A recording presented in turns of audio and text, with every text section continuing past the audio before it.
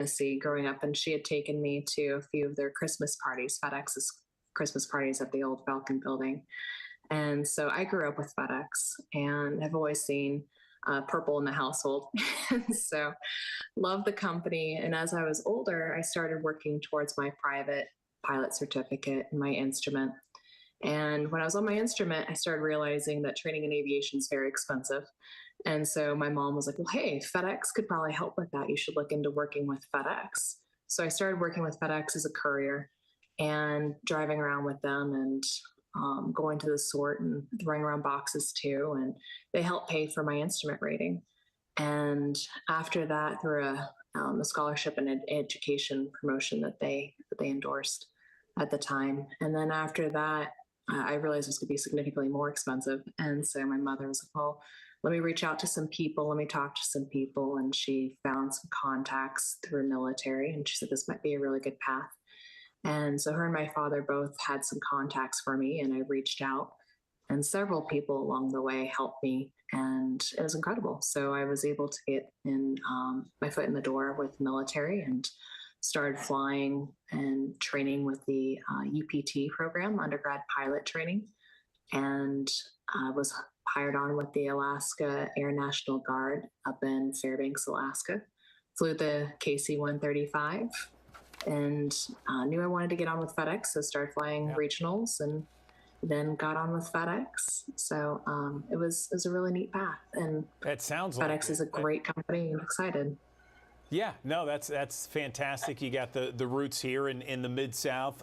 Terry, I want to ask you this because I found it really interesting, Terry, that you started out in aviation as a flight attendant and then you pursued your career as a pilot. Tell me about that, because I would think, you know, there weren't too many female pilots at the time that you raised your hand and said, hey, I want to be a pilot, and then being this kind of role model for your daughter. That's pretty special, I would think.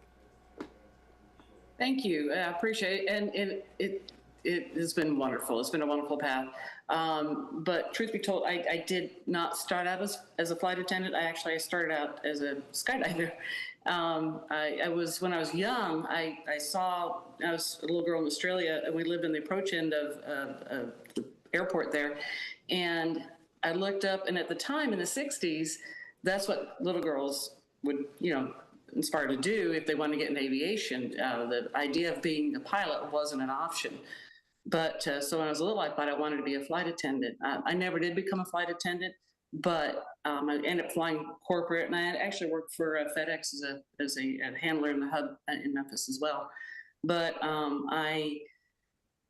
when I got older, I realized I could be a pilot. I could be the pilot that flies these airplanes. Back in the 60s, girls didn't get to have that as an option for commercial aviation. So it was that moment that I thought I wanted to do that kind of got me into aviation. Then I realized I think I could fly these too. So that was an option that I looked into and started pursuing that. Amazing stuff. I love it. And so we mentioned this off the top that you went on April 27th, which is almost exactly 91 years after Amelia Earhart's first transatlantic flight. Looking back at this history and looking back at what this means, I mean, in the simplest terms, Terry, I mean, you were being a great role model for your daughter. Obviously, she's followed in your footsteps. I mean, what does that do for the inside? How does that make you feel? Oh, it's awesome. I mean, initially when she said that she wanted to get in aviation, I'm like, are you sure? I think you'd make a great lawyer. But I just wanted to make sure she wasn't doing it because that's what we do. And I wanted her to be her own person. And she first started looking into law, and then she said, I think I really want to be a pilot. I'm like, okay. So that was the path that she decided to pursue, and she's done great. I mean, she hasn't taken the easy way, and she's worked very, very hard for what she has. Fantastic. Well, ladies, you are inspiring so many people here and anyone who watches this. Very inspirational story. I'll leave the last word to both of you. Terry, you go first. What do you want to say as we approach Mother's Day and having this story out there, and anything you would like to say to others that are perhaps aspiring pilots?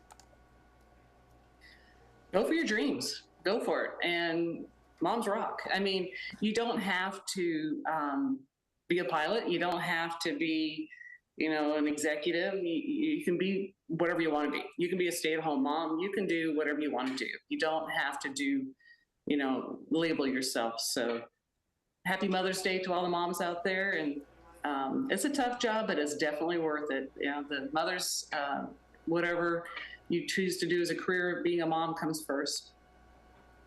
And Nicole, you are a mom to a 1-year-old boy. Anything else you want to say about this and about this momentous occasion? It's been an honor. Like my mom was saying, being a mom's hard work, but it's incredible, and I'm starting to learn that. And I'm just so honored that I had the opportunity and that FedEx was able to give us this opportunity to fly together so she could see all the years of support and what she's done to help me kind of cultivate to a flight together. And for us to be able to have that experience is just incredible. And so on this Mother's Day, Mom, I love you lots. I'm really proud of you. And I'm really glad to have a role model like you, and hope that I can mirror those skills that you've taught me over the years for my son.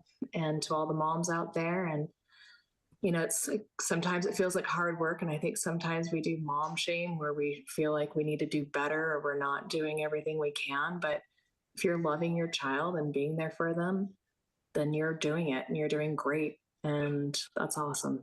And so happy Mother's Day to all the moms out there. Man, you guys are the sweetest. Wow. Good stuff. Ladies, I really appreciate both of you. Happy Mother's Day to both of you, and Daughters Rock too. And just really appreciative of both of you joining us on the Digital Desk. Thanks so much, and have a great Mother's Day to you both.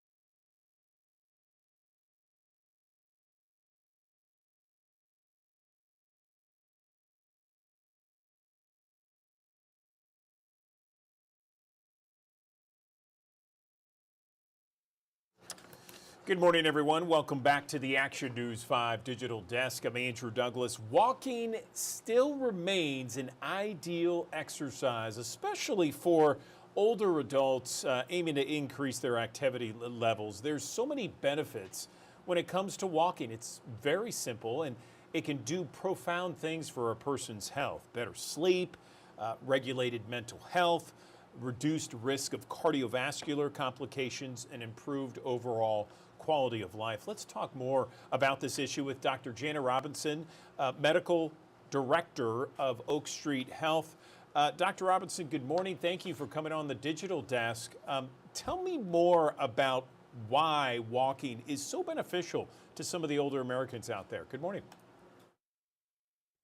Andrew, thank you for having me. Walking is a very easy exercise that can be done anywhere, and actually has a lot of benefits for our older adult community. We are seeing recent studies that simply walking briskly for 30 minutes a day, 4 times a week, improves mental clarity and actually decreases the risk of developing Alzheimer's. We are seeing that it does a bunch of different things, including reduce stress and help sleep as well. Yeah, so give me the idea behind the guidelines of 30 minutes a day, 4 times each week.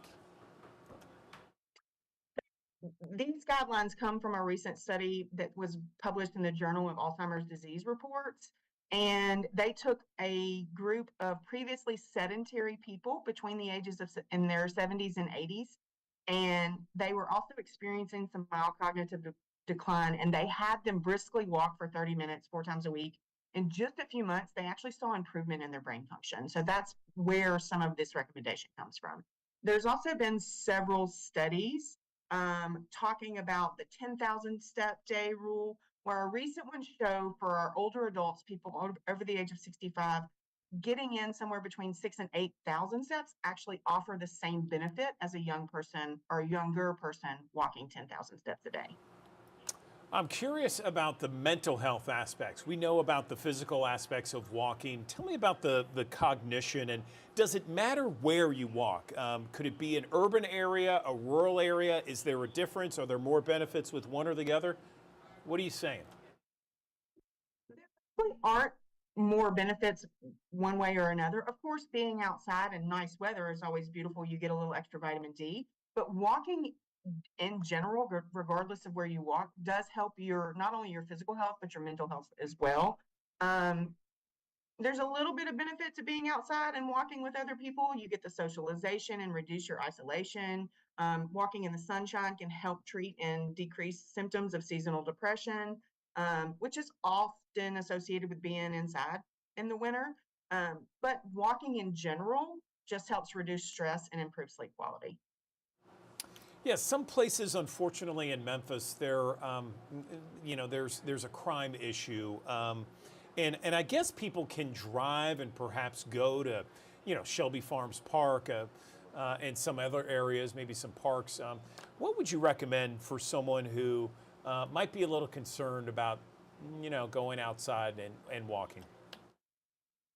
Yeah, so that's a real problem that, it's a actual problem that we have here in Memphis. Our community centers like our YMCA's have wonderful places to walk. Oak Street, our community rooms offer regular exercise classes that are open to all the older adults. You don't have to be our patient to participate in those in our community rooms. And definitely we can offer things like walking clubs at Oak Street if there's community interest. So walking with a group of people is definitely can make people feel more safe. If none of those things are options for you, even simply walking in place or walking in a path around your home will give you benefit. So many different benefits here. What else can we talk about with regards to the benefits of walking? So again, benefits it's endless. Exercise in general, walking being a wonderful exercise that anybody can do. It doesn't take any equipment with the exception of proper shoes and a bottle of water. Um, anybody can do that. You can start slow and work your way up, which is a great way to decrease your stress levels and improve your health. People who exercise, regardless of their age or conditions, actually live longer than those who don't. So it is a really great thing to add to your repertoire if you aren't doing it. Older adults should take precaution though with our days warming up. That we want older adults are easily more dehydrated, so they want to make sure they hydrate and wear proper fitting shoes and clothing. Okay, Dr. Janet Robinson, we appreciate your time, Senior Medical Director of Oak Street Health. Thanks so much for joining us on the Digital Desk. We appreciate it.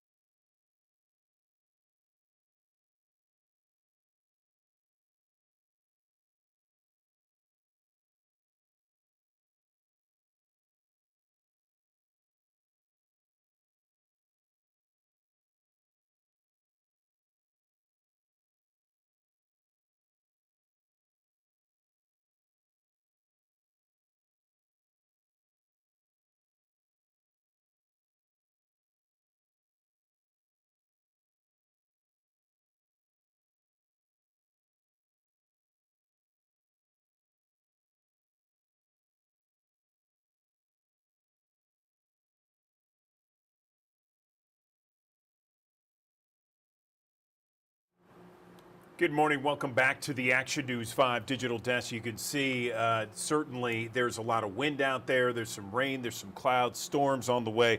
We'll be talking more about the forecast coming up in just a little bit. But right now, I want to get to something that we see, unfortunately, all too often: procrastination. Yes. Well, we know so many people procrastinate when it comes to tax day. I mean, tax day, you know, you're giving a lot of your money for those of you who have to file taxes and pay extra money. You know, you want to wait until the last minute there. We understand that. Well, there is a way where you can file your taxes directly to the IRS free of charge and get the ball rolling a lot quicker. And for those of you who are procrastinators, this is the interview you want to hear. I am joined now by Adam Rubin. He is VP at the Economic Security Project to talk about Direct File. So, Adam, good morning to you. Tell me about Direct File. Who qualifies and how does it all work? Direct File is a new free and simplified tax filing website from the IRS. Nobody loves having to prepare their taxes, but at least you shouldn't have to pay to get it done. And that's why we're excited about the IRS Direct File. If you want to use a local tax preparer or commercial tax prep software, you still can.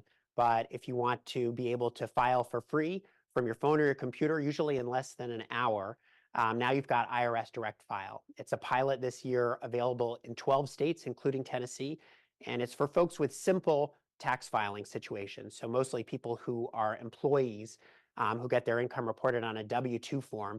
This year, it's not going to cover contractors or gig workers, but we think it's likely to be expanded in the future.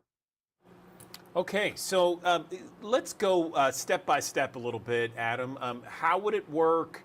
How, if someone's watching, because we have thousands of people that watch us here on the digital desk, how would they request it, or give me some ideas of the process? Yeah, people can go check their eligibility and get more information at directfile.irs.gov. You can start filing your taxes right there. And one of the most popular features this year has turned out to be that if you have questions as you go, you can talk to a real human, an IRS employee who's there to answer your questions, chat with you in real time. Who doesn't have questions when you're filling out your tax form? So that's been a really helpful feature for people this year. Free, simple, and secure tax filing website. Who does Direct File help the most, Adam? You know, the average person spends $150 and 9 hours preparing their taxes, and most people would rather pay their bills than pay TurboTax. So that's why I think this is such a popular tool. 88% of voters on both sides of the aisle support the idea of the IRS creating a free, simple, and secure website like Direct File. And you mentioned that this kind of program could expand in the future. Tell me more about that. Yeah, we think we'll see more states eligible, more common tax situations, and more tools to help people claim refunds that they've earned, like the child tax credit and earned income tax credit. In fact, Economic Security Project's analysis finds that when this is fully built out in a few years, nationally, folks could save $11 billion a year in tax prep fees and time saved, and billions more in tax credits that people are eligible for. For Tennessee, it could save people more than $400 million a year, including $170 million in tax filing fees. So that's real money back in working and middle-class families' pockets. Yeah, people need to get going, though. The tax deadline is Monday. Where can they go for more information? People can check out directfile.irs.gov, and you'll be done before you know it. Okay, Adam Rubin, we appreciate you, and thanks for dropping the info for us on a Thursday. Thank you. Thanks for letting me join you. All right, no problem. Here we go. Another live look from our High Five camera here in, well, East Memphis, I guess. You're talking about the campus of the University of Memphis. 56 degrees at 8:02. We'll talk about your forecast in 60 seconds.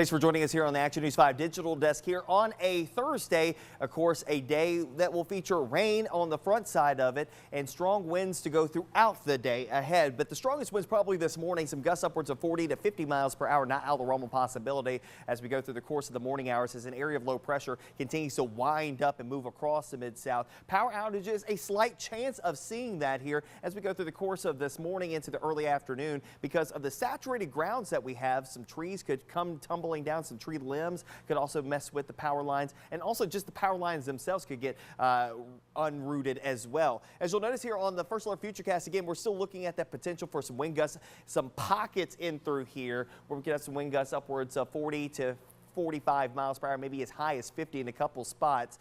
The winds will die down after lunchtime, and then we'll see the winds pick back up as sunshine breaks back out. That mixing process will get the winds gusting around 30 to 40 miles per hour for a couple of hours this afternoon. We'll die down overnight tonight into the start of tomorrow, but eventually probably going to see the wind gusts picking back up through the course of your day on Friday, but at least we'll have sunshine to contend with. Here's a look at our First Alert Futurecast again, winding up the shower and rain chances across the area. Of course, those showers and rumbles of thunder will work their way eastward, start to fade away a little bit. Clouds hanging on through at least lunchtime with temperatures in the upper 50s and low 60s. We'll work our way to the upper 60s, close to 70 degrees before the day is out as the clouds begin to clear out. And we still have those aggressive northwest winds still blowing through here from time to time during the afternoon hours. Should be clear tonight. 40s starting off on your Friday. We'll work our way back to the upper 60s, low 70s. Tons of sunshine for your Friday, but keep in mind, still a bit breezy. Some gusts around 30 to 35, not out of the realm of possibility. We'll start off with 40s and 50s early on Saturday. A lot of sunshine. Hey, upper 70s, close to 80 degrees coming up on Saturday. We'll go for 80 degrees with mostly to partly sunny skies and the winds picking back up again as high pressure builds off to the east of us as we head towards your Sunday. Monday of next week features highs in the lower 80s. A small chance of a shower here or there. We'll have a couple of shower and storm chances that will emerge as we go through the course of next week. It won't be a washout, at least at this point in time. We'll watch a frontal boundary that could get close to us sometime Tuesday and Wednesday of next week, and also another one that could get in here Thursday and Friday of next week. That could bring us maybe a slightly better chance for seeing some rain, but it's going to be quite the warm week across the Mid-South and muggy as well. One way to notice the muggier air that's going to be filtering into the area, look at the lows next week in the upper 60s, close to 70 degrees. That is more akin to what we would normally see during the summer months. In the meantime, though, rain continues this morning through the course of the morning hours. It will taper off as we get towards lunchtime. Those winds, though, not necessarily tapering off all of that much. We'll stay breezy for your Friday with a high near 70, working our way to the upper 70s and low 80s. Some great weather expected as we head towards the weekend across the Mid-South. Of course, the Memphis Redbirds in town this weekend with a stretch with Nashville. They had to postpone the game yesterday. They're going to have a doubleheader on Saturday. Of course, the weather continues as we go through the weekend, so we'll have some good weather, hopefully, to get through the rest of that series at AutoZone Park. But we got to get past the rain and wind to contend with here this morning. Otherwise, though, the weather pretty quiet as we head through the weekend and early next week.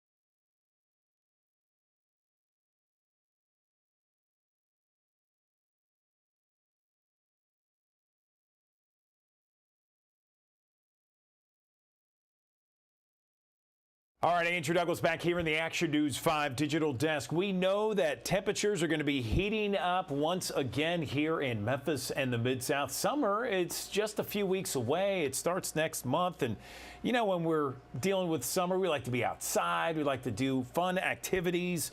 Well, here's the thing, though. We're going to be out in the sun, and all that extra time out in the sun, that can lead to some problems like skin cancer, melanoma. So right now, we are joined by Dr. Martin Fleming. He is the Division Chief for Surgical Oncology at the University of Tennessee Health Science Center to talk about the best ways to protect our skin. Dr. Fleming, good morning to you. I appreciate you joining us. How dangerous are the sun's rays? Good morning. Thank you for having me.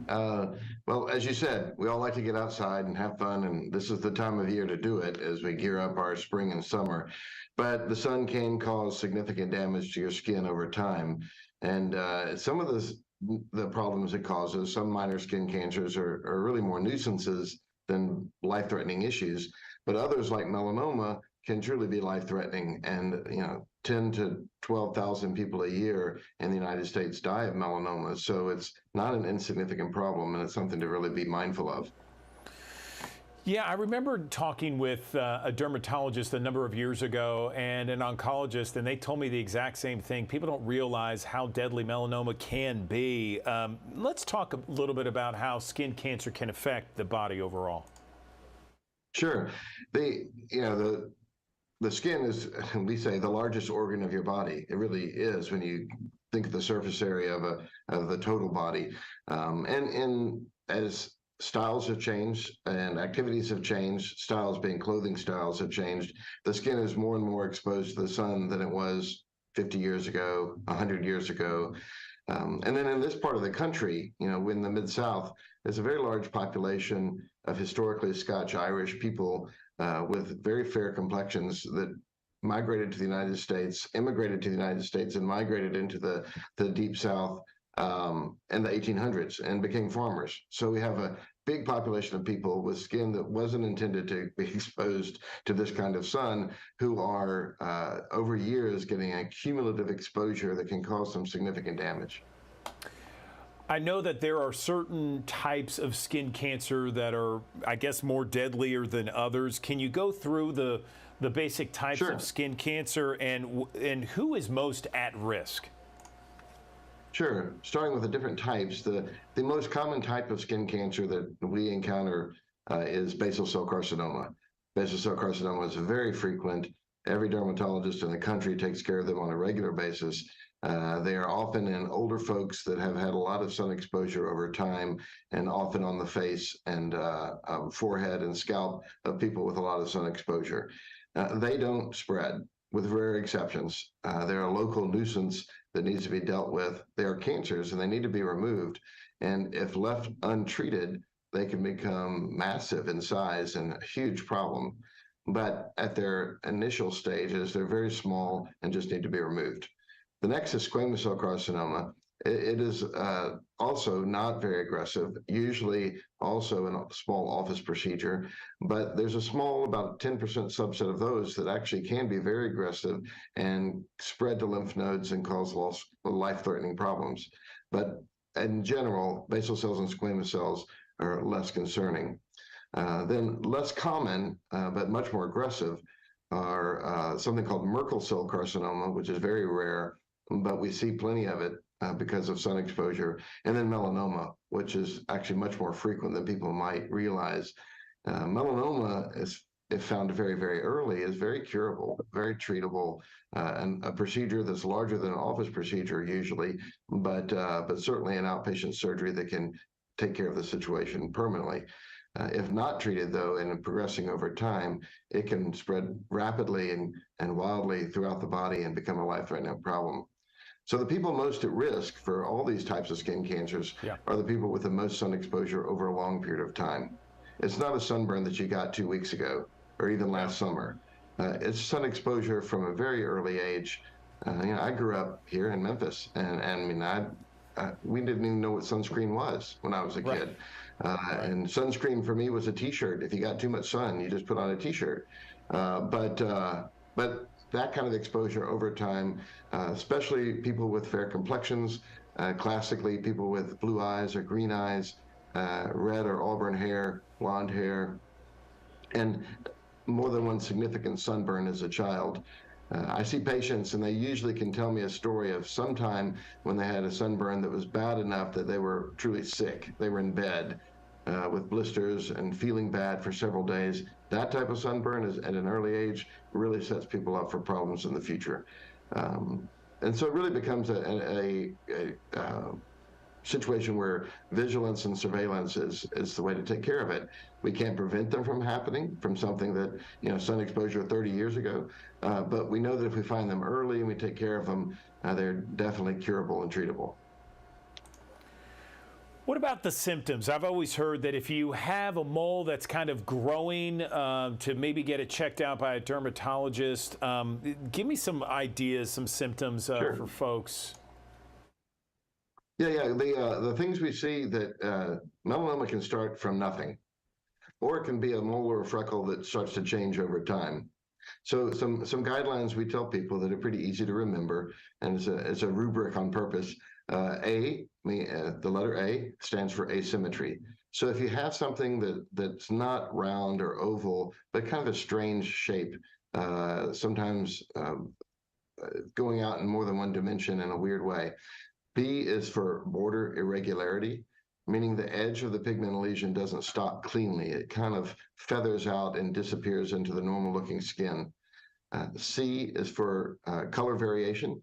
If you have a lesion that has brown and black and sometimes even blue and red kind of mixed in it, that's a hint that something's going on. And then D is for diameter. And we usually use about a 5 millimeter diameter to start being concerned. 5 millimeters, I tell people, is about the size of a pencil eraser. So if you use that as kind of a size judgment. And then E is the one that's a little more nebulous, but I think it's helpful, is evolution, meaning it's changing over time. So no one thing that I've mentioned is a cause for concern necessarily. A lot of moles and freckles change over time. As children grow up, they sometimes get bigger. As we get older, we get new, pigmented areas and age spots, as we call them, and freckles from the sun. Those are okay. But if you start to see a lesion that's doing those things I described and looks that way, it's certainly important to just get it biopsied or get it removed. That takes 5 minutes in the office, and then the problem is either evaluated so we know what we're dealing with, or gone so you don't have to worry about it anymore. So those A, B, C, D, E is a great way to remember. I got you. Okay, so now let's talk about ways to protect our skin this summer. And I guess it starts with sunscreen SPF 30, right? Well, yes, we can start there. I personally wear SPF 100. I really do. I don't want or need any more sun. And so when I get outside, I put on SPF 100. I actually do some volunteer surgery work in other parts of the world, and I'm sometimes at the equator, and I don't have the skin for equator sun. And so I wear SPF 100, and I come home with virtually no sun exposure at all. So it works. So sunscreen is really important. The other things you can do that are tangible that don't involve sunscreen is just being conscious of the sun. If you're at the beach, don't go out between noon and 3 or 10 and 2, we sometimes say. Use those hottest parts of the days to do something indoors. If you are at the beach, under the umbrella is great. You can still be out there. You can be part of it. There are some clothing, so you even have SPF built into them to protect you from the sun. Hats especially are great. And I tell people get hats with a brim on them. Otherwise, the back of your neck and the top of your ears are still going to get a lot of sun. So those are the kind of things that are just kind of common sense, easy things to do that allow you to be out, enjoy the outdoors, enjoy the sunshine, and not put yourself at risk. I'm a big advocate, especially when people have had a melanoma, they feel like they have to live in a cave. And I say, no, you don't. Go do the things you enjoy and live your life, but just be conscious of what the risks are and what sun exposure means, and make those interventions as you can. We've talked about a lot, Dr. Fleming, with regards to protection, the problems, perhaps some solutions. Anything else you want to mention before we let you go? It's been very interesting and I know helpful to our viewers. Thousands, by the way, join us here on the Digital Desk. Well, I'm happy to be here and happy to answer questions. And I would just say, if you have a concern, go see somebody. Don't be feel like it's too small or too insignificant to have a lesion, a mole or freckle evaluated. If you see something changing, go see somebody. If you have any concerns, go see your doctor. That's what we're here for. And if it's nothing to worry about, then you can go home, comfortable that you've had it evaluated. Regular surveillance is very important. And if you're somebody that has had a sun exposure, even if you've never had skin cancer, but you know in your life growing up you had significant sun exposure, I would say, get a good dermatologist and go once a year, just once a year, to let them look you over. If things evolve so that you have a skin cancer problem, then they're going to want to see you more frequently. But just for surveillance with everything being okay, once a year trip is just like a checkup to your regular doctor. And it really is helpful, and because intervention is all about, surveillance and finding things early. Okay, Dr. Martin Fleming, the surgical oncologist, division chief at the University of Tennessee Health Science Center. We really appreciate you. I know you also work at Regional One Health. Thanks very much for taking a few minutes and talking with us this morning. Appreciate it. Sure, happy to do it. Thank you for having me.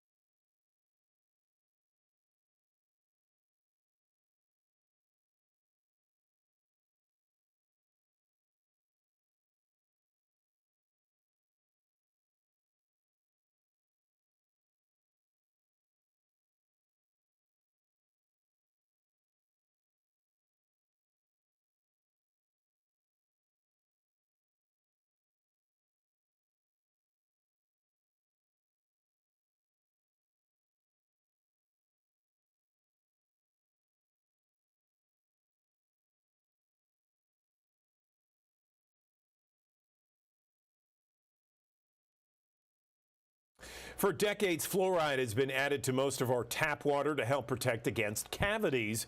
But now studies are addressing how much is too much when it comes to fluoride and whether it can cause problems, especially in infants and expected mothers. Let's talk about this issue and more with a biological dentist, Dr. Griffith Cole. He joins us on the Action News 5 digital desk. Good morning, Dr. Cole. Let's first talk about what a biological dentist is. I've never heard of that. Good morning. Thank you for having me. Yeah, so we're more like whole body dentists. We work like a functional medicine doctor in that we look at more than just fixing what's going on in the mouth. We want to know the underlying causes of the symptoms. Why are they getting cavities? Why do they have infection? So we dig a little deeper and we treat the whole person, really. We're also very concerned with materials, and so we don't work with anything that we know is toxic to the body, like mercury, nickel, and even fluoride. That's excellent. All right, so that's perfect to set the table here for this discussion. I'm really looking forward to this discussion because I've had so many debates with various family members and some friends who hate fluoride, who hate the idea of fluoride in tap water. I mean, it was put in tap water back in the 40s to address the issue of cavities. There's been a lot of studies out there that have talked about the toxicity to people's bodies with fluoride. And now there's what I'm reading is that there may be a link when it comes to IQs and infants and children. Bring us up to speed. I will. So you're absolutely right. Too much fluoride can negatively affect most of our organs in our body.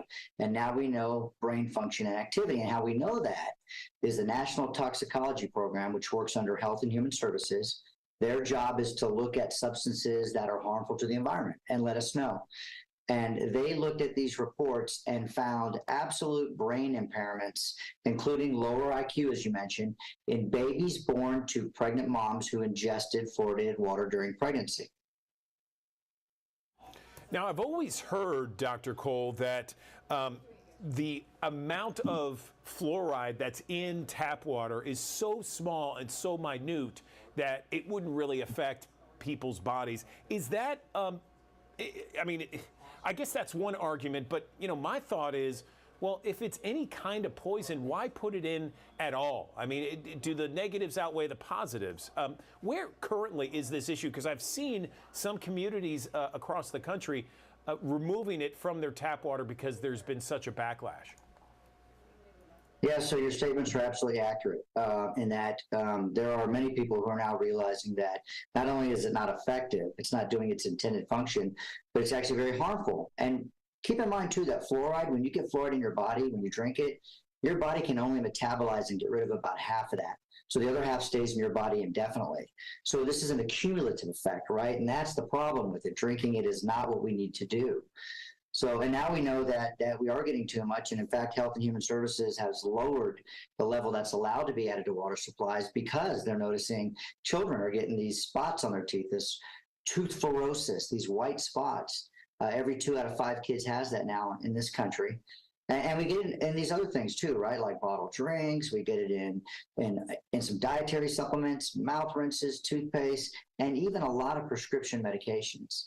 So there's just so much of it. Even if you try to avoid it, and you're hopefully in some community where you don't have your water fluoridated, you're still being exposed to it. So you got to be careful of that. So let's talk about some alternatives out there. I know that there are a lot of alternatives that I see at health food stores, for example. They big labels on the toothpaste that says no fluoride toothpaste or fluoride free, that sort of thing. Is that what we should be looking for? Give me some alternatives. Yeah, I feel that way, and I'll just speak for myself. I mean, I don't think that we need fluoride in any form, but there'll be plenty of dentists out there that will tell you it works topically, and they're right. You can apply it to your teeth topically and get some kind of anti-decay effect. It's unnecessary, but it does have that effect. So you know, I always tell people the same thing, and it's just simple principles that we learned a long time ago. A good, sound diet, right? One that is low in sugar, but high in vegetables, especially green leafy vegetables, good fats, ample protein, right? Combine that with good home care. And I mean simple things, right? If we brush and floss daily and spend a couple minutes brushing your teeth, clean your tongue, that combined with a good diet, and you've got a home run there. You don't need to add any kind of special dentifrice to your teeth to make them stronger. You already have the foundation. Would you recommend that all communities across the country remove fluoride from their tap water? I absolutely would, and have for 28 years now. It's unnecessary. It's never been proven to actually work, as I mentioned. And now we know that all these brain impairments, I mean, lower IQs, get this, they found when the National Toxicology Program looked at all these studies, and they handpicked what they thought were well done, controlled, randomized studies, they found that there was a steep drop in IQ, up to 7 points in babies that were born to these moms who drank fluoridated water during pregnancy. That is crazy to me. It's amazing to me that it's still allowed in some of the community tap water across the country. What about when it comes to toothpaste? You know, naturally, you think of toothpaste, you think of, you know, putting it on your teeth, rinsing it, cleaning it, and then spitting it out. Would there be any harmful effects from that? So, you know, every toothpaste that has fluoride now has that little warning label. And they've had it for years where it says, you know, don't swallow more than a pea-sized amount. And the reason why is it's toxic. And if a child especially swallowed a fair amount of toothpaste, it could do some harm. So I always say you don't need to have any kind of fluoride toothpaste. You can there's so many toothpastes out there that don't have them, as you mentioned, but you can even brush your teeth with just baking soda. Baking soda and water is a really nice, soft dentifrice. It'll get the plaque off your teeth, and that's really all you need. So you can save some money there. Tell me why this hasn't gotten as much coverage. I feel like you know it, I know it, but I don't feel like this is one of those huge pressing issues that many of Americans know about. You know, I think it's because it's been something that's been hammered into us our whole lives, right? Since 1945 anyway. And dentists especially. Like, I love to get into debates with these pro-fluoridationists, and I know I can win because I have all the science. But I think that when you're told that something is good for you, and you're told that again and again, you just take things at face value without really looking at the science behind it. But if everybody just takes a moment and really digest what this report is about. I mean, now we're talking about babies being born with brain impairments. I think that should wake some people up. And don't let any pro-fluoridationists say to you, oh, these studies aren't any good. These are incredible studies. That's why the NTP actually handpicked, because there's over 80 studies, but they got down to 52 that they felt did the right, really good scientific method. They were, great methodologies. They were very well done. And that says a lot about these results. Let's talk about where people can see these studies and these various scientific data points for themselves. Can they go anywhere online? Yes, thank you for asking. So if they go to the IAOMT.org, so it's the International Academy of Oral Medicine and Toxicology. The website is IAOMT.org. They can find a biologic dentist. They can find, as you mentioned, these studies. We have a library, a loaded digital library with so much information on all topics related to oral medicine. It's a great resource. Okay, Dr. Griffith Cole, we really appreciate this conversation this morning. Thank you for joining us and illuminating us to the issues with fluoride, not only in our water, but in so many different facets of our everyday life. Thank you. Thank you. It was a pleasure to be here.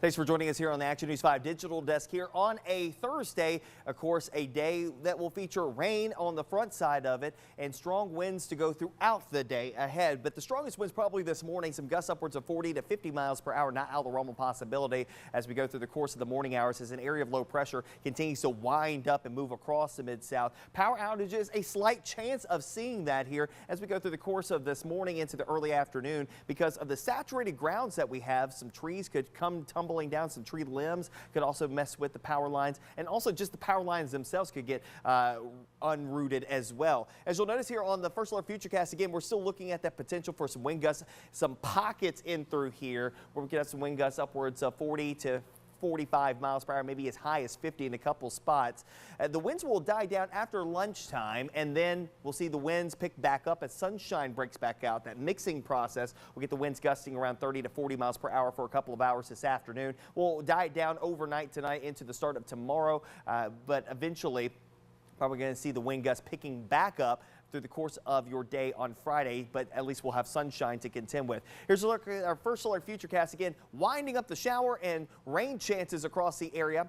Of course, those showers and rumbles of thunder will work their way eastward, start to fade away a little bit. Clouds hanging on through at least lunchtime with temperatures in the upper 50s and low 60s. We'll work our way to the upper 60s, close to 70 degrees before the day is out as the clouds begin to clear out. And we still have those aggressive northwest winds still blowing through here from time to time during the afternoon hours. Should be clear tonight, 40s starting off on your Friday. We'll work our way back to the upper 60s, low 70s.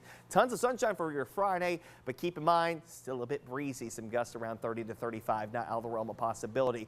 We'll start off with 40s and 50s early on Saturday. A lot of sunshine. Hey, upper 70s, close to 80 degrees coming up on Saturday. We'll go for 80 degrees with mostly to partly sunny skies and the winds picking back up again as high pressure builds off to the east of us as we head towards your Sunday. Monday of next week features highs in the lower 80s. a small chance of a shower here or there. We'll have a couple of shower and storm chances that will emerge as we go through the course of next week. It won't be a washout, at least at this point in time. We'll watch a frontal boundary that could get close to us sometime Tuesday to Wednesday of next week, and also another one that could get in here Thursday and Friday of next week.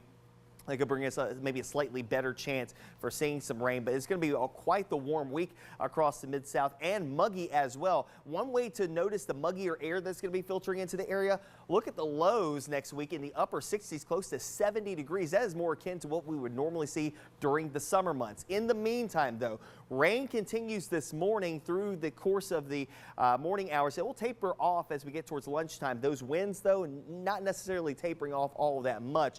We'll stay breezy for your Friday with a high near 70, working our way to the upper 70s and low 80s. Some great weather expected as we head towards the weekend across the Mid-South. Of course, the Memphis Redbirds in town this weekend with a stretch with Nashville. They had to postpone the game yesterday. They're going to have a doubleheader on Saturday. Of course, the weather continues as we go through the weekend, so we'll have some good weather, hopefully, to get through the rest of that series at AutoZone Park.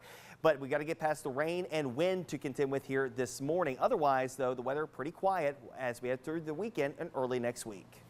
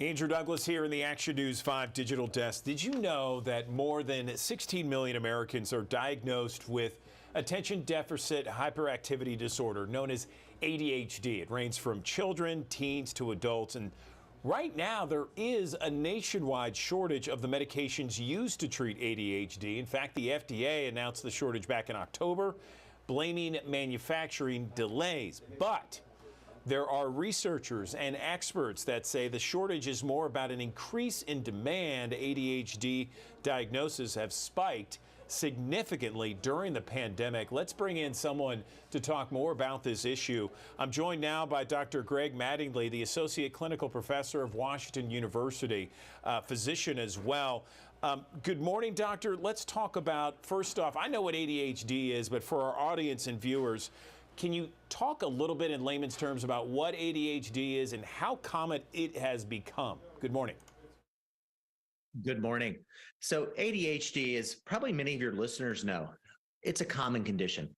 Matter of fact, it's the most common neurologic condition in all of childhood, not just here in the United States, but all around the world. So here in the United States, but if I went to Canada, if I went to Europe, if I went over to Asia, it's 8 to 10% of kids meet criteria for ADHD. So it's a common condition. And one of the things that we have learned over the last 20 years is for most kids, it's not going to go away. If this is the way you're wired, 80 to 90% of kids are going to have that as they become teenagers, as they go off to university, as they start that first job, and as they become adults. Common symptoms are I get distracted. It's hard to focus. I get bored. And when I get bored, then everything kind of accelerates and I find myself getting frustrated. Maybe I get fidgety and restless. Maybe I blurt things out and I interrupt other people around me. So problems with disorganization, time management, frustration tolerance because of those things for our patients with ADHD. You know, doctor, I have some family members that have ADHD, and it seems to affect them in different ways. And there is a difference, right? I mean, the symptoms are different for men and women, boys and girls, all across the spectrum.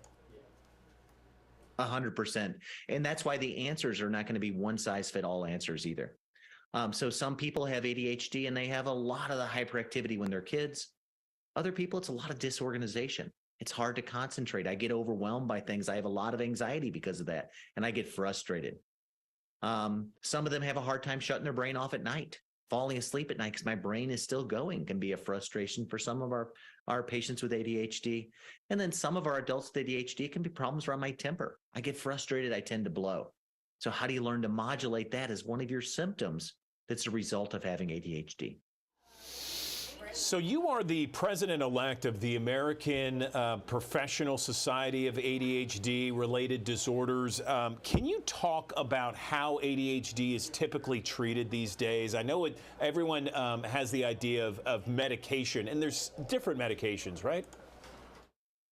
100%. So if there's good news for your listeners out there is we have a lot of different options.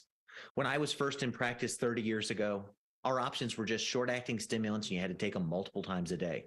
And a lot of people didn't like the side effects. They didn't like the way they felt when those things kind of kicked in and wore off. And we know those medicines, being short-acting Ritalin or Adderall, they can be misused or abused sometimes by people that are doing the wrong things. A lot of our newer treatment options are once-daily medicines. You take them once a day, and they give you very low levels of medicine, just enough to help to improve your symptoms, but not so much that you're having as many of the unwanted side effects. So we have over 30 different treatment options right now that are approved for children with ADHD. A lot of those are also approved for adults. And we have 4 non-stimulants that are approved for ADHD, 2 of those that are approved for adults, atomoxetine and Qelbree. So it's not even always a stimulant option, and it's certainly not always a short-acting stimulant that you have to take multiple times a day. Do patients grow out of this? I've always heard that, by the time, if someone in their teenage years, for example, is diagnosed with ADHD, can they grow out of that ADHD by the time they're in their mid to late 20s? How does that work? Yeah. So one of the myths of ADHD is there's a couple of myths. Boys, not girls. You tend to grow out of it. Only take your medicine when you think you need it. We know those are all not the best outcomes. We know that boys are more common when they're young, but as you become an adult, women are equally common with ADHD. We know that for most people, you're not going to grow out of it. 80 to 90% are going to continue to have some set of symptoms as they go into adulthood. So learning how ADHD affects your life so you can have the most successful life possible, learning where there's a good fit for your symptoms. If I stick you behind a boring desk and make you do that job all day with ADHD, it's going to be hard. But if I give you a job that's a little more interesting, maybe you're interacting with people, maybe you're doing what you're doing, where you're giving interviews to people and staying active, that may be a better fit for someone with ADHD. So learning about your condition, telling your clinician, hey, here's where I see difficulties in my life. Maybe it's at home with my wife in the evenings where I get frustrated because I'm disorganized and I'm just overwhelmed. When we introduced you to the digital desk, we talked about this nationwide shortage that was it was announced back in the fall of last year. Do we still have this shortage? And my understanding is that there are so many people being diagnosed. How did the pandemic have an impact on the diagnosis of ADHD? 100%. So during the pandemic, as we were all sitting at home doing our jobs virtually, our kids were having to learn at home virtually. If you had problems with concentration, being distracted, it came up to the forefront. Everybody could see it. So parents were looking at their kids saying, God, I know the teachers brought this up, but now I see it with my kids. I need to get them some help.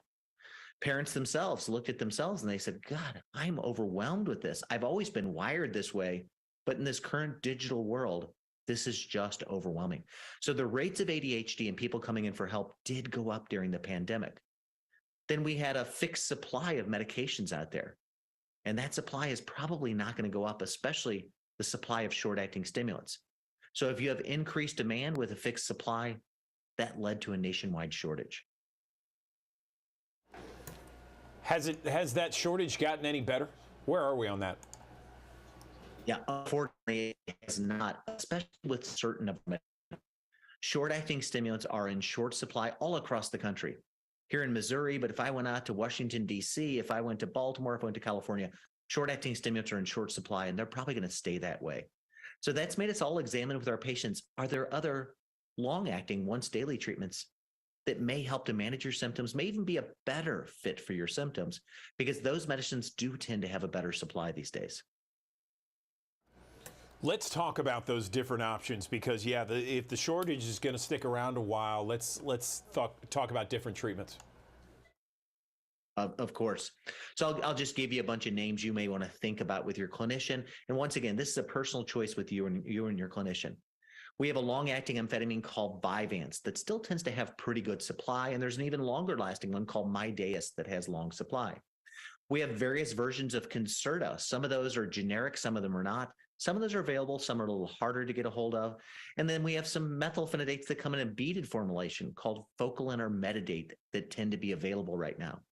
We have 2 non-stimulants for adults that tend to be available, both atenmoxetine and Qelbree.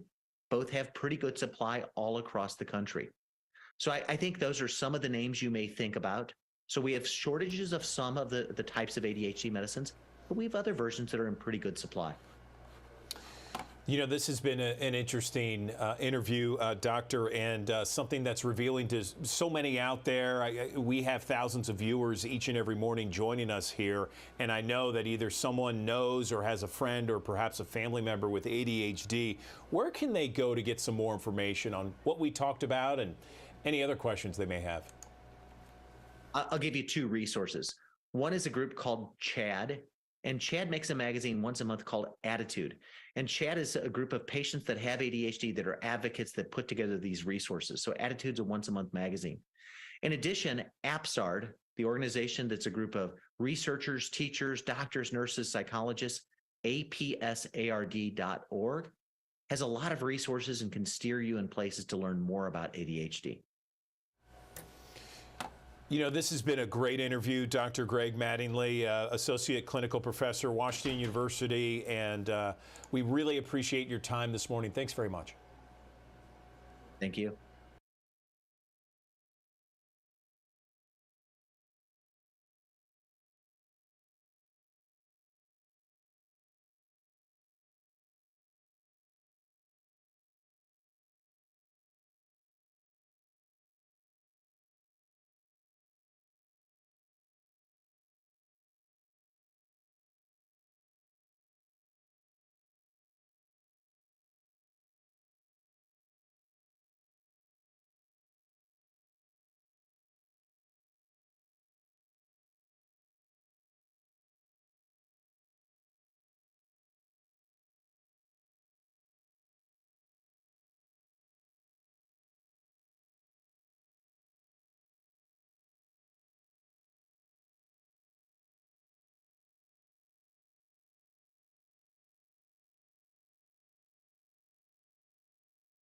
Okay, have you planned everything out for the summer? Because so many people have, and guess what? The numbers are showing that international travel bookings right now are up some 200%, more than 200%. It's a crazy number. People not only want to travel, they want to go international. They want to see the world. Let's bring in Megan Cooper with AAA to talk more about this number.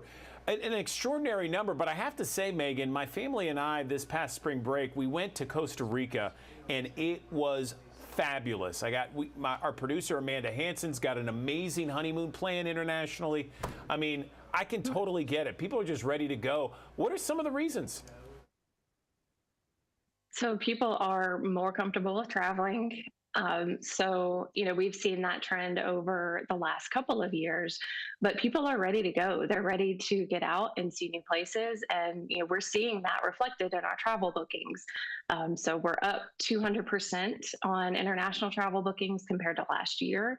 The biggest increase we've seen is in hotel bookings. That's up over 300% compared to last year. So people are comfortable, they want to get out, and they just want to see the world. I totally get it. That is so true in the people that I interact with a lot. So let's talk about, I guess, a priority list. What are some of the guidelines? Since we probably know, with thousands of people watching us right now, we are either going international or we know a friend that's going international. What are the ways to really kind of set that list, that checklist for everybody? Right. So one of the first things that you want to do is prioritize your passport. So if you have a trip planned or you're thinking about traveling internationally and you either don't have a passport or your passport is close to expiring, go ahead and get that taken care of as soon as possible. We are seeing a little bit of a longer wait time on some of those passports. In some cases, maybe 7 to 9 weeks. And you need this to travel internationally. So if first things first, if you don't have your passport taken care of and secured away, go ahead and do that right now. Very cool. What about when it comes to packing and, my biggest fear was that, okay, our flight's going to get canceled and we're going to be, up a creek, I guess, for lack of a better term. Right. So unfortunately, lost luggage, delayed flights, those are all things that we have to navigate now, and always have when we're traveling. So if you're traveling with other people, with a family, with a spouse, with a friend, when you're packing, maybe try to spread clothing and those items that you think that you're going to need across multiple suitcases. That way you don't have one person that has absolutely nothing while another suitcase might have made it and one person has, everything that they need. When I personally travel, I try to keep everything in a carry-on and try not to check baggage. So if at all possible, if you don't have to check that baggage, maybe try to fit everything into a carry-on. If you are checking that baggage, maybe just go ahead and put some extra identification in there. So maybe take out a big sheet of paper and write your information on it, just in case that luggage tag is lost or something happens. You want a way to get that luggage back to you if it is lost or misplaced. You are a rarity, Megan. The women in my family, they all have to check luggage. Like I've even mentioned that. Like, hey, why don't we carry on? It'd make it better. They're like, no, what are you, crazy? We have to check luggage. So hats off to you. I'm even more impressed by you with that response. It's taken years of practice, I will say. I bet. That's the other fear, though, that the luggage is going to get lost. I mean, is there any way, obviously, carry on is the best way. Is there any other way to maybe mark your luggage to make sure that it doesn't get lost? Or is there something else that people can do? Just make sure that you're checking that baggage early. Make sure that you're giving yourself plenty of time to check it in. Be mindful of how you're planning your flights. So if at all possible, try to book those early morning flights. Those have a less likelihood of being delayed. And then take a look at what destinations you're traveling through. Is it a nonstop flight? Obviously, with a nonstop flight, that's less places that your baggage has to go. So limit those in between destinations. And if at all possible, if you can't avoid those, give yourself plenty of time at those different stops. And sometimes we just can't avoid losing our luggage. Sometimes the inevitable happens, and you're that unlucky person. So that is one instance where travel insurance can really come in handy. And travel insurance does cover some of those costs of delayed flights as well as lost baggage fees. Help me maneuver travel insurance for a second here, because I know travel insurance is a big question mark for a lot of people when they travel internationally. There's a train of thought that says, well, the travel insurance doesn't cover certain issues that are more likely to happen, so why even get it? And then there's another one that says, no, you need to get travel insurance and get the highest amount, or maybe you should get it for just specific things. Tell me where you stand, where AAA stands when it comes to travel insurance. So with travel insurance, we always advise for people to purchase this, especially if you're traveling internationally. You're likely spending a lot of money. So we want you to protect that investment.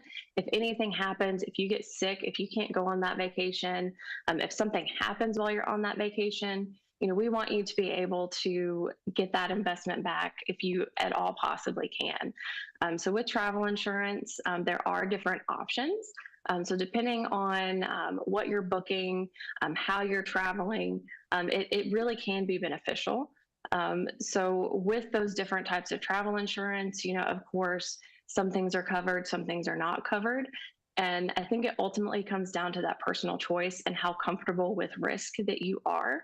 But just personally, and from AAA, if you're making that investment and traveling, you really want to protect that so you're not losing out on money if something were to happen on that trip. And that's also where a travel advisor comes in very handy, because they can explain to you, what travel insurance would look like for your trip, how much you need, what that would cost. And a lot of times it's really not that expensive to add on that travel insurance policy to your trip. Good deal. I appreciate you explaining that. Anything else you want to mention that you feel is important for some of the people, some of our viewers, thousands of which join us each and every morning, when they're traveling internationally? I think the biggest thing this year is planning ahead. We're expecting things to be very busy. I've already heard reports this morning that we're expecting things to get even busier this summer. So if you haven't booked that international travel yet, go ahead and do that as soon as possible, especially if you're traveling this summer. But planning ahead, flexibility is key. If you are in the early planning phases of, planning an international trip, some of those ways that you can save money are being flexible, maybe, traveling in the off season, maybe traveling during the week versus on the weekend. But the biggest thing I think for travelers this year is start to plan early and book that trip early. With the demand and the interest that we've seen so far this year, that's likely to continue throughout the rest of the year. So that sweet spot of getting the trip that you want at the price that you want really is going to come from planning ahead and booking early. Megan Cooper, who only carries on her luggage on those international flights. Megan, I really appreciate you and all that you do for us here at the Digital Desk, informing our public about the do's and don'ts when it comes to so many different things, including international travel. Thanks very much.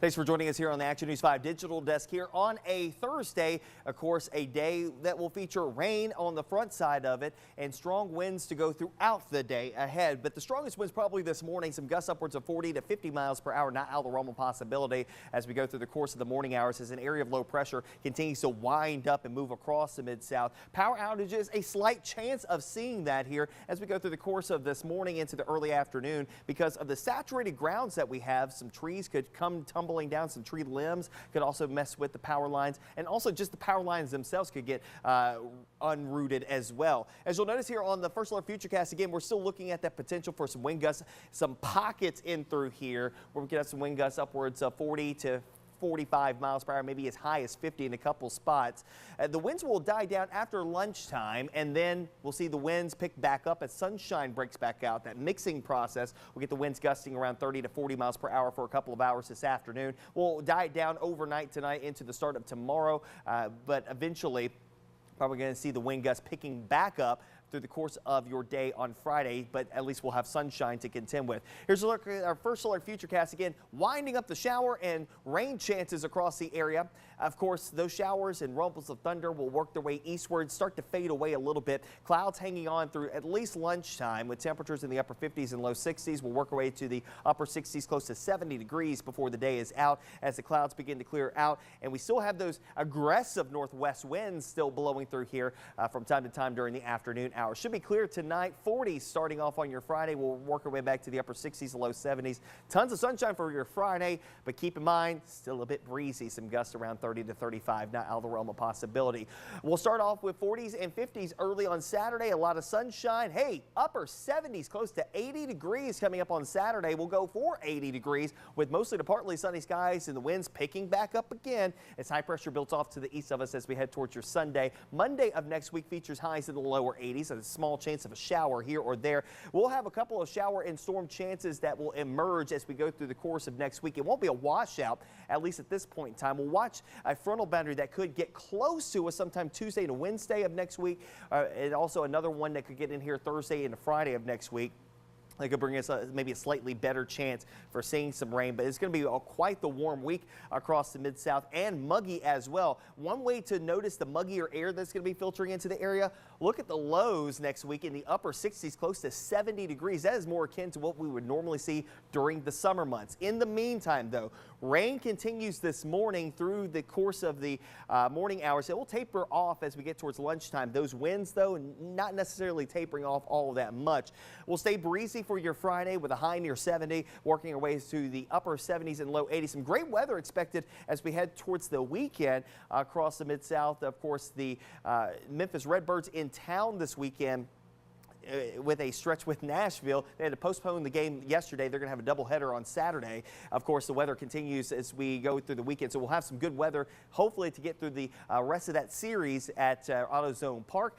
But we got to get past the rain and wind to contend with here this morning. Otherwise, though, the weather pretty quiet as we head through the weekend and early next week.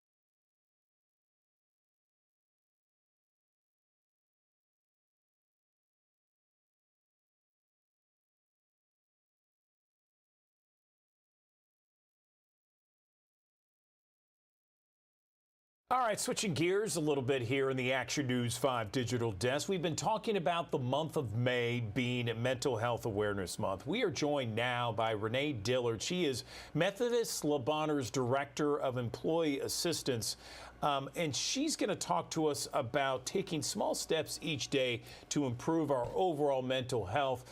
Renee, good morning to you. Tell me, if someone is watching us right now, we have thousands that are online watching us, what would be some place to begin, or maybe a checklist to kind of say, okay, I need to address my mental health? Good morning. Good morning. It's great to be with you today, and I appreciate the opportunity to speak to this topic. May is Mental Health Awareness Month, which is a renewed opportunity for us to really deepen our awareness around mental health and to do some work to continue to decrease maybe the stigma or the resistance to accessing mental health, even when we need it. So I really appreciate this question of what is it that we would be looking for? How would we know that maybe it's time to reach out for some additional support? I think some of the basic things to pay attention to would be, first of all, any changes in sleep and appetite, any changes in our mood. It's a normal, natural reaction for us to be stressed and anxious during really difficult times when we have a lot on our plate. I think, though, if those anxious thoughts persist, or perhaps a lower mood of depression, and we find ourselves beginning to isolate, and maybe it's difficult to meet our responsibilities, function well at work, maybe it's impacting our relationships.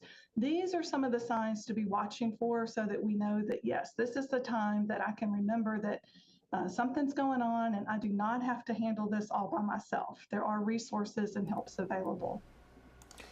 Okay, so now that we've identified that, and I think, you know, anything to come out of the pandemic when it comes to mental health is one of the few things positive, I guess you could say, out of the pandemic, is this focus on making sure our mental health is good and straight and above average.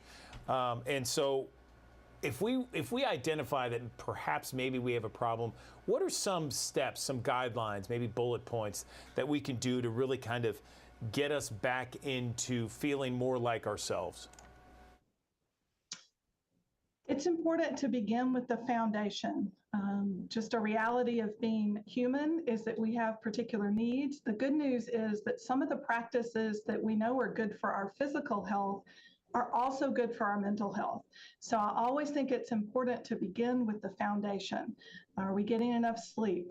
Are we eating some good, nutritious food? Are we drinking water? Are we having some sort of movement or exercise that we are weaving into our daily or weekly life? And one of the foundations for good self-care that is sometimes overlooked is that part of being human is also that we are built for connection. And so are we prioritizing time with family and friends? Are we focusing on the relationships where there is good mutual support so that we're not always the one giving in the relationship and we're not always the one receiving in the relationship? So that's kind of the foundation for me for good self-care and taking care of ourselves in body, mind, and spirit.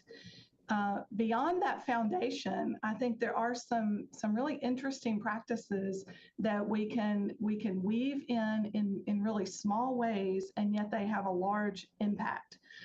One is simply to recognize the emotional part of who we are.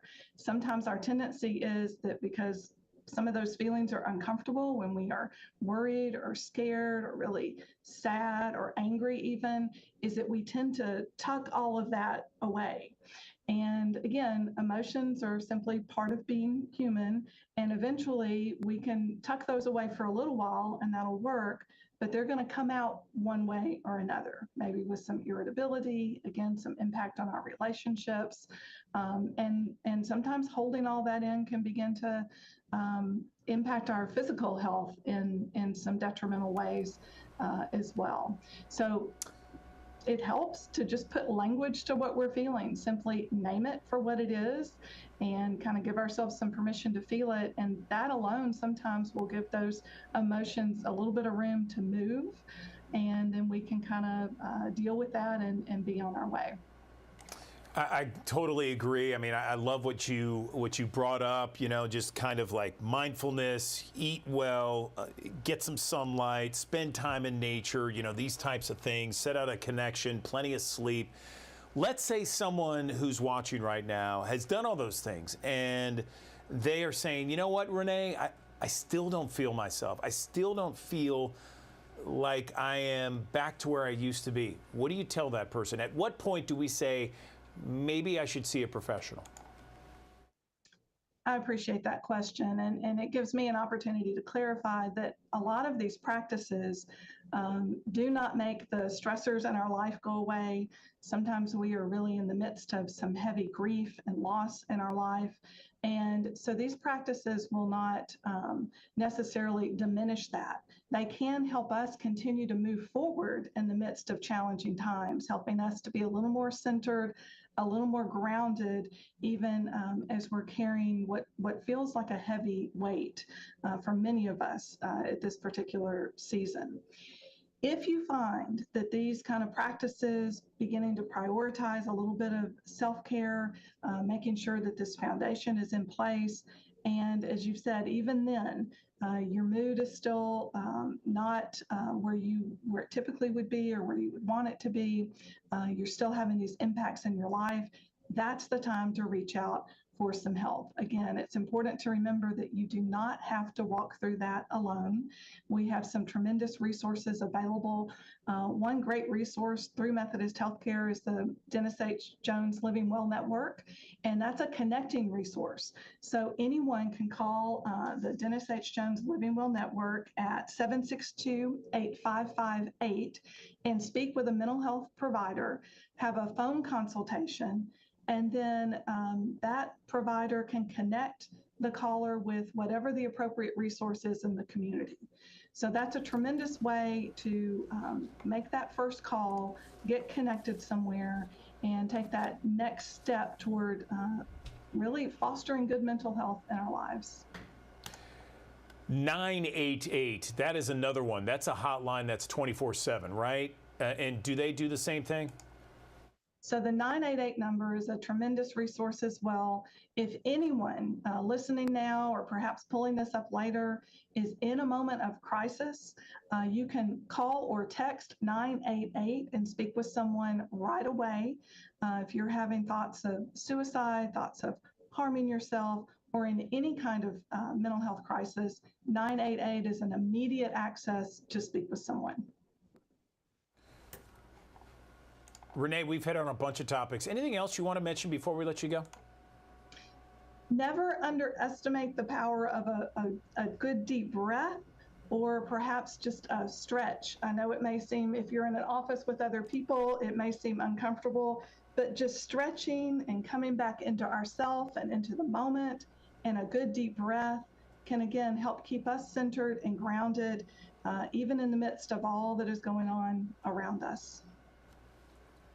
All good points there. Renee Dillard, Methodist Le Bonheur Healthcare Director of Employee Assistance. Mental health, we got to protect it. We got to make sure it's at optimal levels. We appreciate your discussion. Again, May is Mental Health Awareness Month. Appreciate it, Renee. Thanks for the conversation. Thank you. Have a great day.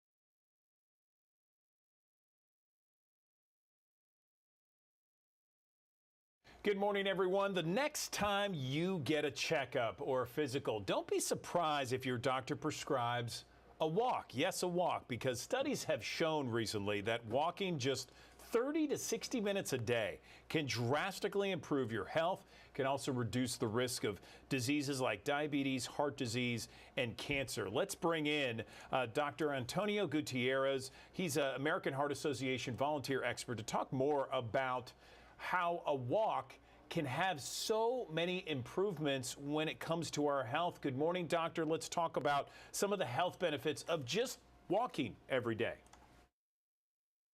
Thank you so much for having me. This will be a good time to mention that National Walking Day is on April 5th, but you're absolutely right. There are a lot of great benefits for your health when it comes to walking.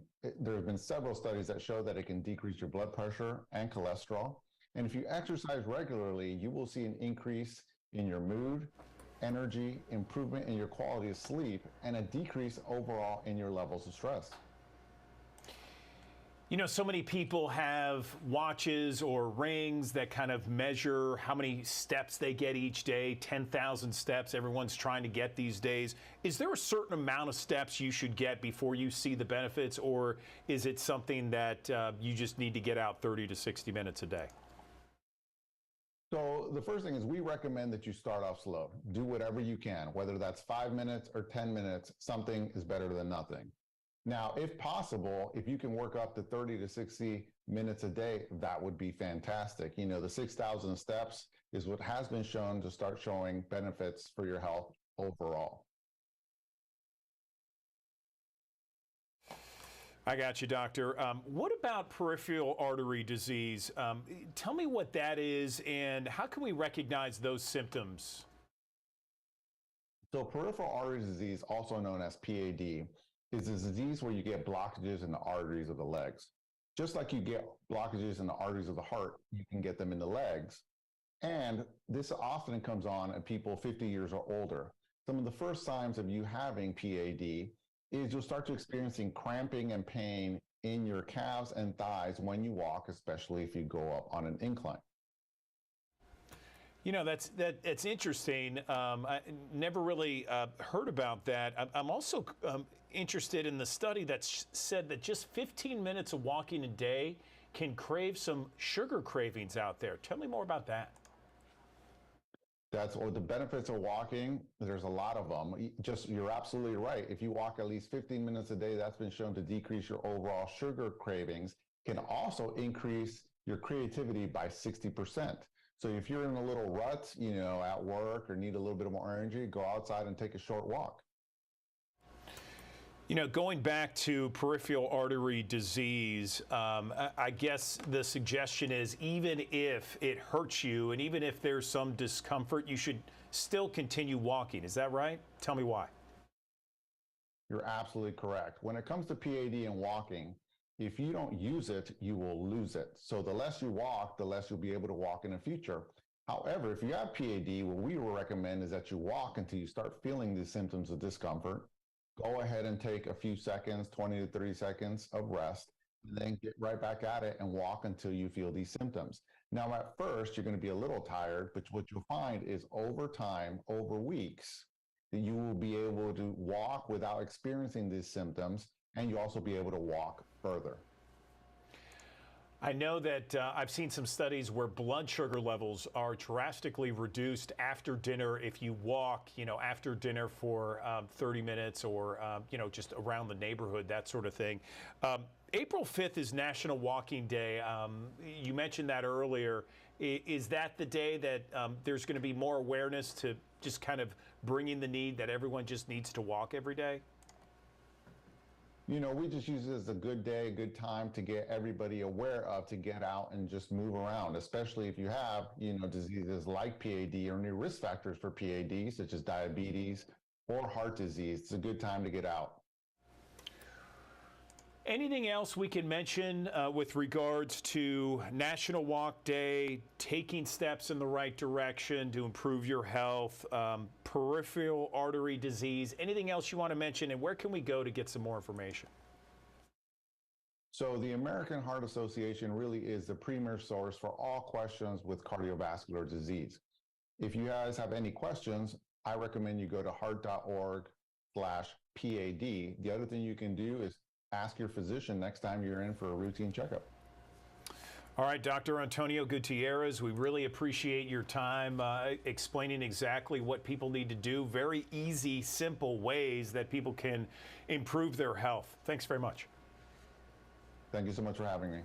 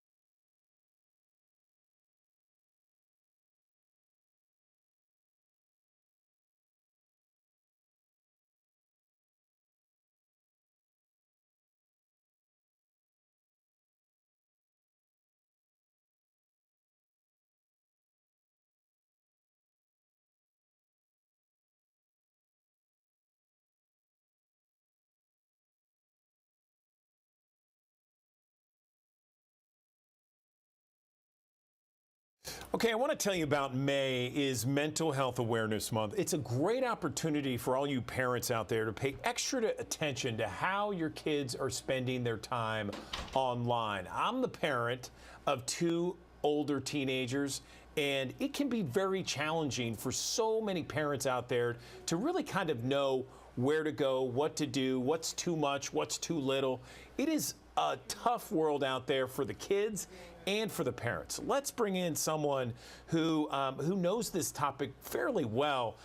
This is Titania Jordan, and she has written a best-selling book, Parenting in a Tech World. Titania, good morning. How are you? Hi there. Good morning. Thank you so much for having me. I appreciate you being here. So tell me about this book. I love the title, Parenting in a Tech World, and give me some of the underlying issues when it comes to mental health with our teens. Well, our children are struggling in a way that no other set of children have struggled over the course of humanity. And a large part of it has to do with the screens that are in front of their faces upwards of 8 hours a day, and what's happening on those screens and the people and the issues they're encountering on those screens. And so the rate at which children are experiencing issues related to their mental health are skyrocketing, and we as parents are feeling completely overwhelmed. I can say this not only as the CMO of Bark and author of Parenting in a Tech World, but as the parent of a 14-year-old boy. So I'm looking at some of these stats here that you have on Bark Technologies 2022 annual report in Tennessee. And they're very startling, Titania. 52% of children in Tennessee involved in some sort of self-harm, suicide situation. 78.9, so almost 80% of children in Tennessee experience bullying, either as a victim or a witness. And something else all these, there's like 10 of them, but 77% engage in conversations surrounding drugs and alcohol. 75% almost encounter nudity and content of a sexual nature. As a parent, and our viewership is thousands right now. What do we tell parents to do? So first of all, take a deep breath, give yourself some grace, and don't freak out, because it's hard and you're not alone, and it's very overwhelming. The second thing to do is don't think not my child. Good kids make bad choices. Their frontal lobes of their brains, that's responsible for the decision-making aspects of their lives, aren't fully formed until their early 20s. And so we need to know it absolutely can be our kids. Good kids make bad choices. We need to be their safe place, right? If we freak out, yell, punish, etc., take away their access, their entertainment, their social sphere, it's not going to bode well for you. They're not going to open up to you, and they're not going to share with you when there are issues. So you need to understand it's happening, speak to them candidly, frequently, build that relationship with them. It's so critical, and it's so much different than when we were teenagers and with our parents. And then finally, know that most of the issues that are happening in their lives with them or their peers are buried deep within their digital signal. So utilize the free built-in parental controls that come with whatever tech they access. And then please take a look at monitoring solutions like Bark that can alert you when they have encountered these things. Yeah, that's very interesting that there's that kind of technology out there. So you just said something, Bark Technologies that can alert you or a parent to some issues. Tell me how that works. Absolutely. Yeah. So, a lot of times we are struggling with just how much time our kids are spending on screens. And many of us hopefully know how to implement time limits and filters, right? But a lot of us don't know that there is tech that can alert you when your child has encountered a bullying situation, an online predator, eating disorder related content, you name it. And that's Bark. So Bark uses AI, that's artificial intelligence, to connect to your children's devices and accounts, text, email, social media, YouTube, you name it, connects, analyzes, and then detects when there's a problem, sends you, the parent or caregiver, a text and an email letting you know, hey, here's what happened, and here's what you can do about it. What else? So, you know, what about other warning signs? What about other limits that you can put on them without, you know, without saying, okay, you have no freedom? Because that, you know, that's a big discussion. You know, oh, you're taking away my freedoms, blah, blah, blah, blah. Absolutely. And it's important to note that with Bark, we're not spying on everything or giving parents full access to their kids' everything, like reading a diary. We actually went about it in a way that gives children more privacy because we're only alerting to the problems versus you having to go, you know, get your kid's phone and look through every single thing. So that aside, Bark is a tool, much like a seatbelt or a helmet or sunscreen. It's only part of the equation. You as the parent need to pay attention to those early warning signs like changes in school performance, eating habit changes, increased irritability, inability to concentrate. If your children lose interest in activities or friends that they once loved, physical ailments without cause, like frequent stomach aches or headaches, sleeping too much, sleeping too little, and just general isolation from friends or teammates or family, those are all warning signs. You need to dig further, and don't hesitate to reach out to your child's pediatrician for advice. That's a good point there, a good suggestion. With all the parents that are joining us here on our digital desk, if you were to give like maybe 3 top priorities that they could do today, what would it be? 3 things that you can do today. 1, talk to your kids. Make sure they know you are a safe place. You may not agree with the things they say or the people they hang out with or the music they listen to, but you love them unconditionally and they can come and talk to you about anything. You will help them navigate this rocky road that is growing up in 2023. 2, don't think it's not your child and be their parent. Make sure you have implemented parental controls, screen time limits, filters, and parental monitoring like Bark so that you can get a handle on where they're spending the bulk of their time. And then 3, don't go it alone. There's a Facebook group called Parenting in a Tech World that you can join. It's free. It's on Facebook. It has over 300,000 parents in it. Join it and talk to parents just like me who can help you any time of the day or night. I love how you spelled it out, Titania. Very simple, easy, user-friendly ideas. Is there a place, you mentioned the Facebook group, any other place that people can go to get some of these tips? Absolutely. So in addition to the Facebook group, you can also go to bark.us. Everything's there. Perfect. Okay, Titania Jordan, Chief Parent Officer, author of best-selling book, Parenting in a Tech World. Really appreciate you breaking it down. Such an important and necessary topic that we all need to hear. Thanks very much. Thank you.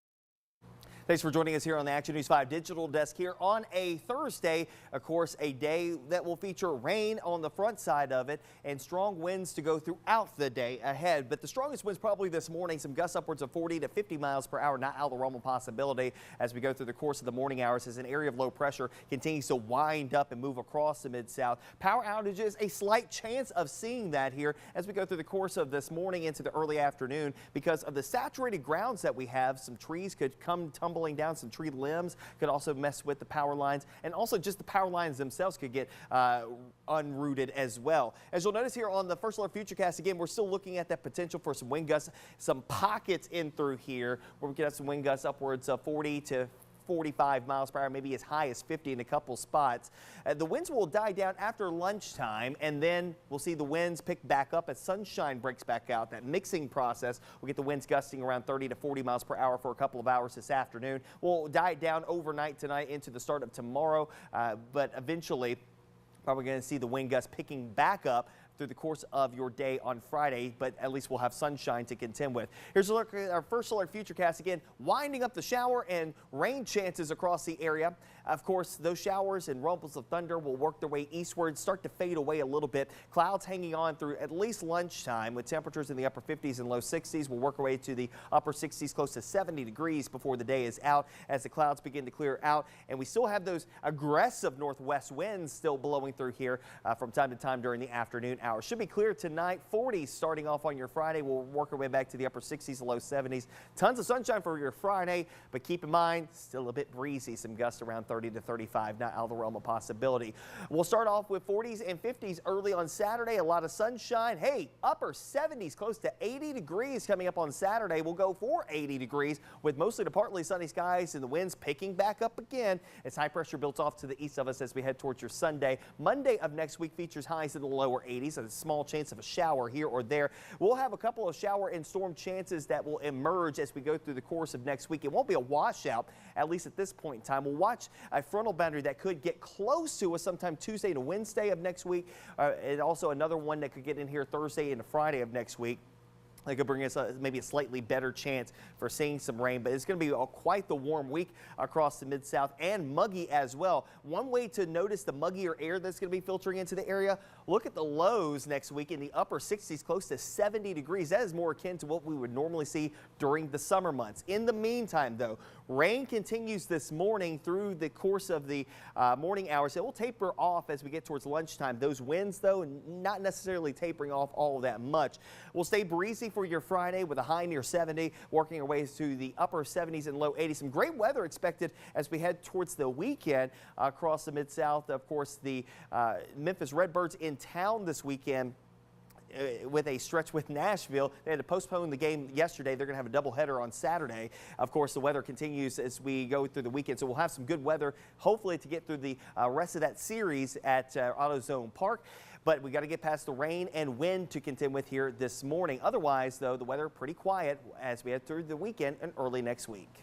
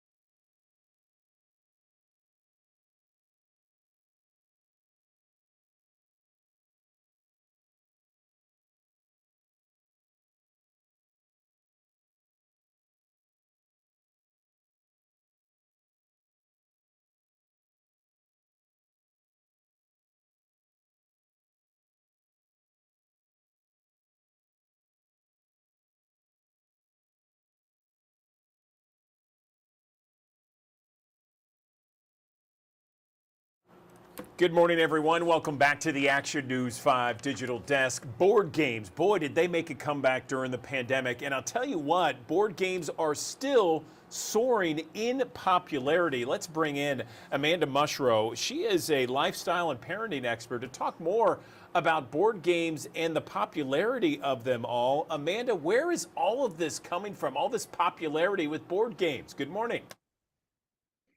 Good morning. You know, I really think it stems from families and friends looking for a way to disconnect from our screens and our technology and just have some good old-fashioned fun with our kids, with our partners, with our friends. So board games is perfect. It gets us laughing, it gets us talking. Even if the game gets a little bit heated, it's still a really great way to bond with the people that we love. And you know, it's more than just Monopoly or the game of life. I mean, you have a table right there. It's showing all kinds of different and innovative games. Tell me about it. Okay, so what I like is that board games, they're not just for kids. We also have a really fun adult game. This is for our 17 and older crowd.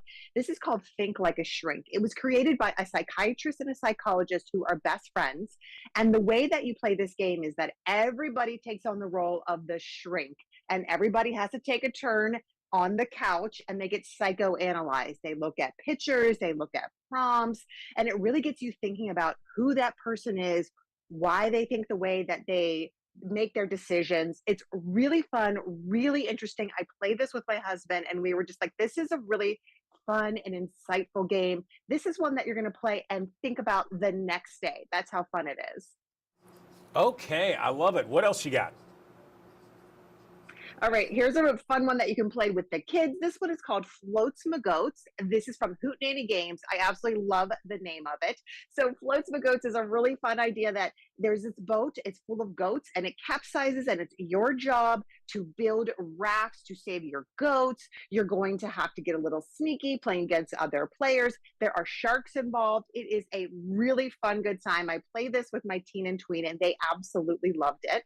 Now, if you have some younger kids and you want them to get involved in the games, I want you to check out Exit the Game. This specific one is for kids. There's lots of different versions of Exit. This one is designed for, this is Jungle of Riddles. This is designed for 5 to 7-year-olds. So these are our emerging readers. So everything is with pictures so they solve puzzles looking at these pictures. But what I really like about this is it's a cooperative learning game, meaning they play together to win the game together. So there's a great way of teamwork, and kids of different ages can have fun playing together.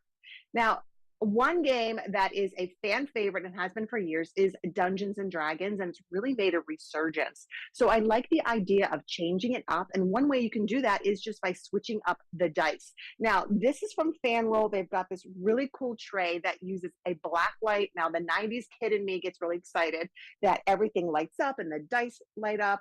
They've got really cool different versions of the dice so you can really personalize and change up your game and introduce this well-known game to new generations. Now, this is another game that you are going to love to play with your kids. I was playing this with my 4-year-old. We were laughing so hard.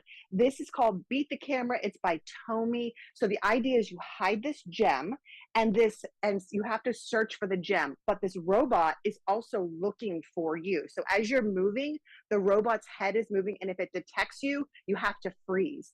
We were laughing so hard. I actually broke out in a sweat trying to get to the gem, but also freeze. So it was just really fun way to get young kids and adults playing together. And I think this is definitely going to be a fan favorite. I love those games. They're so diverse. There's so many different ideas and just objectives of the games. You know, there is a place in Memphis, Amanda, where they have something like 200 different board games where people can come by and play. And I just think that it continues to gain popularity. Where can people go for more information about some of the games you mentioned and maybe connect with other enthusiasts? Yeah, you can head to my website, amandamushrow.com. I've got links to all of the different games. And I also have just different ways that you can think about connecting with your family and your kids and your friends. I have a teen and a tween and a preschooler, so I'm all over the map, and I'm always looking for ways to just slow down and find ways to connect with my kids. Yeah, boy, you're busy too. Amanda, thank you so much. We appreciate that display you have and all the different board games. Thanks so very much. Thank you. All right, another live look from our High Five camera where it is nasty outside here. It'd be a great day for a board game, that's for sure.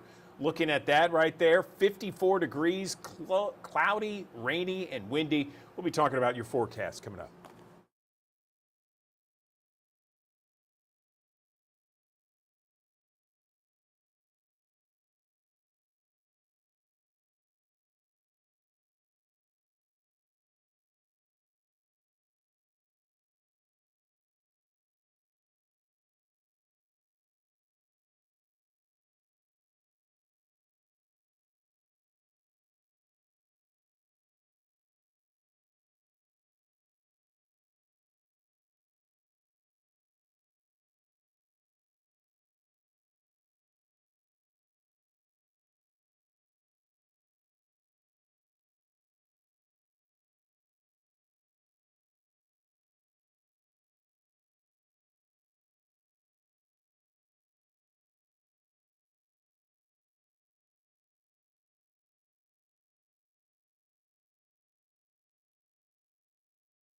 Andrew Douglas here in the Action News 5 digital desk. How much sleep did you get? Did you get enough? Did you get too much? Did you maybe get enough, but not enough so that you want to take a nap later in the day? Well, we know that sleep helps repair and restore our body and also restore our brain. It also affects our overall well-being. In fact, poor sleep quality has been linked to all kinds of instances of mental health issues like anxiety and depression. And there is a new poll out that examines the relationship between proper sleep and depressive symptoms. I want to bring in now sleep expert Dr. Joseph Dervesky. He is joining us on the digital desk. And doctor, it's good to see you. Did you get enough sleep this morning? Well, I'm doing several of these interviews today, so my sleep might have been a little disrupted last night. Yeah, well, I work in the mornings, and I'll tell you, sometimes I don't have the best schedule, and I'll need a nap later in the day. But I'm curious about this new poll. What did this new sleep poll find? Yeah, so the National Sleep Foundation conducts an annual Sleep in America poll, the premier public poll that examines attitudes, behaviors, trends around sleep. And this year, marking our 25th anniversary of Sleep Awareness Week, our poll focused on sleep health and mental health, and the results were pretty striking. First, starting on a positive note, we found that over 90% of adults who have good sleep health also are free of significant depressive symptoms. However, nearly 7 out of every 10 adults who are dissatisfied with their sleep report mild or greater levels of depressive symptoms. Adults who have just 2 nights a week with difficulties falling asleep or staying asleep have higher levels of depressive symptoms. And 50% of adults who don't get the National Sleep Foundation recommended 7 to 9 hours of sleep per night also have significant levels of depressive symptoms. So quite striking and strong relationship between sleep health and mental health. Yeah, no question about that. No question about that, Doctor. I'm curious, though, because none of what you said surprises me. I'm just wondering, is there any differences from this year compared to last year? Yeah, so this year, again, marking that 25th anniversary of Sleep Awareness Week, we really wanted our Sleep in America poll to focus on a highly impactful topic. Given recent comments from the U.S. Surgeon General, statements by the National Institutes on Health, Centers for Disease Control, we thought that there couldn't be a more important time to focus on something like the link between our sleep health and mental health. In previous years, our poll focuses on sleep and other topics, whether that's bedroom environment, work productivity. This year, we really wanted to focus on the mental health connection. You know, mental health has become a center stage issue that so many of us are talking about these days coming out of this pandemic. And a lot of, when it comes to sleep, so much of our mental well-being really depends on the amount of sleep. Is that right? Yeah, we like to think about sleep as a foundational, behavior through which we can live our best lives. So sleep health is connected to our, as I mentioned, mental health and well-being, our physical health, our social connectedness. It really touches every aspect of our lives. So getting that enough of the quality of sleep each night really sets the stage for everyone to be their best selves during the day.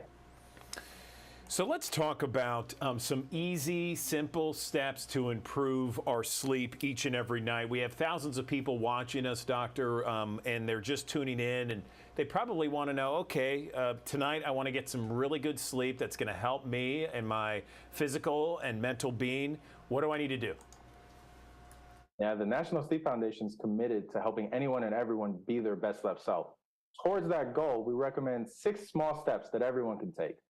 3 steps during the day and 3 steps at night. The 3 daytime steps include things like getting exposure to bright light, especially in the morning hours, becoming more physically active, getting exercise like several days a week, and eating your meals at consistent times each day.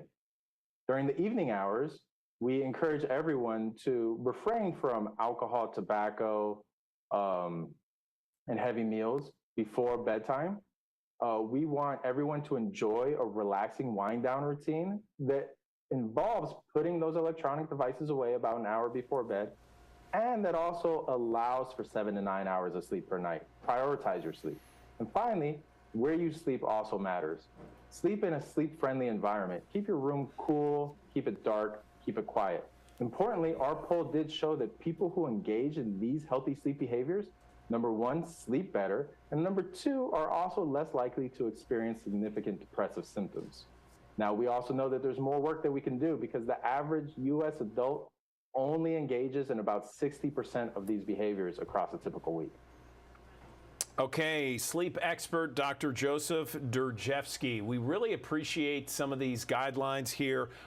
Before we let you go, is there a place online where some of our viewers can get this information you talked about?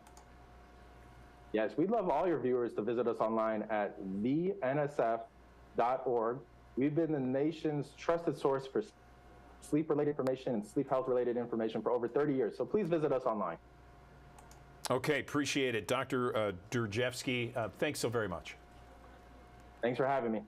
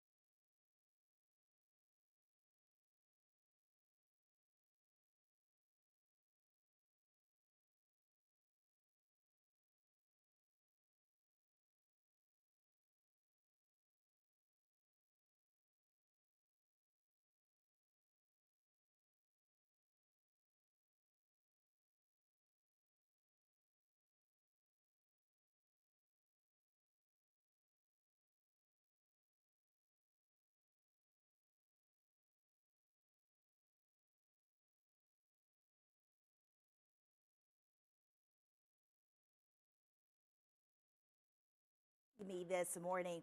It's Quinay Jensen, a clinical dietitian with Regional One. So happy to have you on the digital desk. How are you feeling? Hello, I'm doing great. How are you, Taylor? I am great. I've actually been looking forward to this interview all day because I have lots of questions. So let's start with this one. As we age, are there certain minerals with vitamins our bodies don't absorb as well as when we were younger?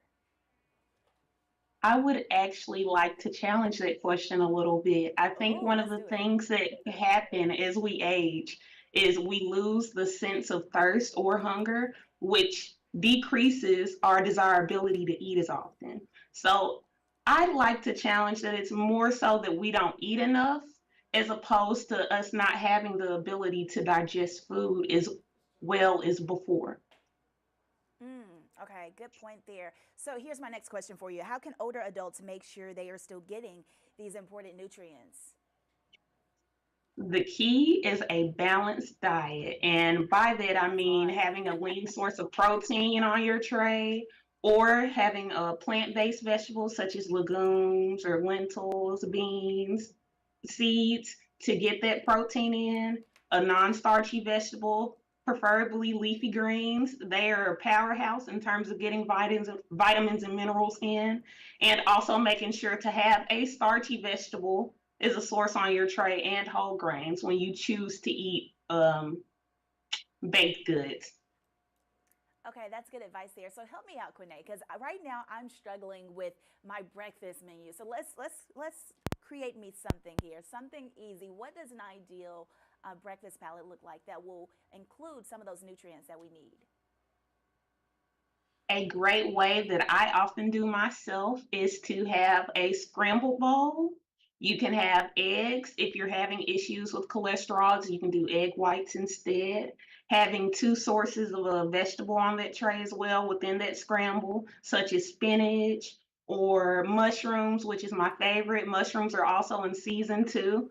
So that will be cheaper in terms of buying it in another time of the year. And also getting a carb source, so a fresh fruit, a banana, an apple, or orange. And oranges also have vitamin C, which are great for wound healing and getting all those inflammatory agents out of your system as well. That's a great way to get a balanced breakfast in. I'm taking notes, Quinay. I'm trying to put my grocery list together right now. So here's my next question for you. What about if someone has heart disease, diabetes, obesity, or cancer? Are nutritional needs a little different for them? Yes, it is a little different. And I will first like to go for cancer. With cancer, especially if you're doing chemotherapy, you may need increased needs as opposed to someone who's not going through chemo because your body's going through a lot of stress. So increasing that protein intake and also getting more leafy greens in and different powerhouses that have multiple vitamins and minerals within the food is a great way to start. And then also, because our appetite may be a little bit lower than normal, adding in supplements, specifically your like milk-based protein milkshakes, or making your own if you're lactose intolerant is a great way to start. And then also obesity, heart disease, and diabetes are very common, especially in the Shelby County district. So, and oftentimes too, those three correlate. You often see someone, especially in older age, having obesity and chronic kidney disease is another one, but obesity, heart disease, and diabetes, they often hang together. So with increasing your lean protein and decreasing the amount of carbs or starchy vegetables or grains, non-whole grains, so your white breads or your white rice and things of that nature, you want to limit that a little bit, but incorporate more of your brown rice or wild rice, and eating potatoes with the skin on it, and incorporating that with lean proteins to help you digest and stay fuller longer, but also not giving your blood sugars that spike that we don't want with diabetes. Yeah, so how important is it to make sure you have enough protein in your diet? Very important, especially as we grow older, because one of the things that is common with elderly is that sarcopenia happens. And sarcopenia is when your body loses muscle, and it commonly happens as you get older. And protein is super essential to keep your muscles on you, because muscles are not determinant, but they're an indicator of your quality of life. The more muscles you have, the more likely you're able to brush your own teeth, walk to the store, walk with your friends or family, or play with your grandchildren. So getting those lean proteins such as your chicken breast or your beef tenderloin, or incorporating beans and legumes like we were talking about, tofu tends to be one thing I go to often, are great ways to keep your protein up so that you can keep those muscles on you. Quinay, I'm getting hungry. Healthy food is good food as well. So tell me, if you want to start today, you want to change your diet, where do you even start? That is also a complicated question because everybody's different, but I can start with one thing. The best thing that you can do is tackle one thing at a time. Don't wake up and say, I'm going to go cold turkey. I'm not eating bacon anymore. I'm not drinking my sweet tea anymore. We're just going to wing it and see where it goes. That is a bad way to start because it is easy for you to get burned out quick.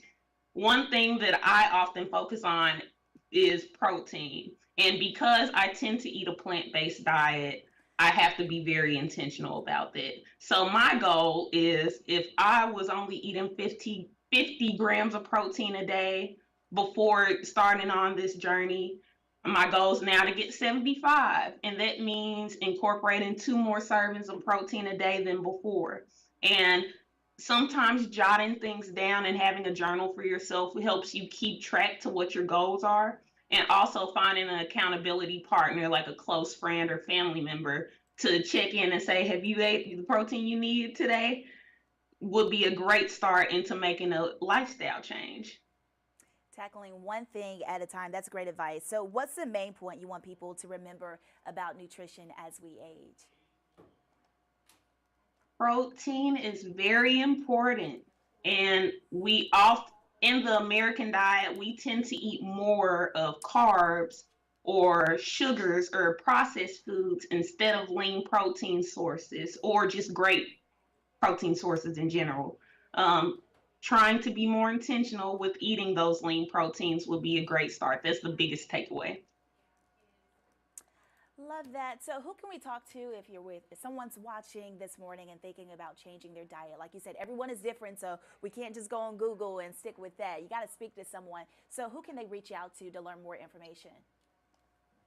Yes, I am so glad that you asked that question, especially if you have obesity, heart disease, chronic kidney disease, or heart disease. You can speak to your primary care doctor and ask for a referral to a dietitian. That's a great way that you can speak to someone who is specialized in nutrition, and also, depending on what insurance you have, it can be covered as well. So there will be no cost to you.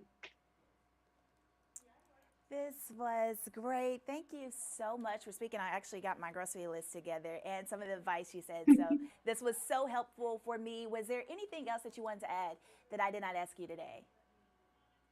Oh, one other tip.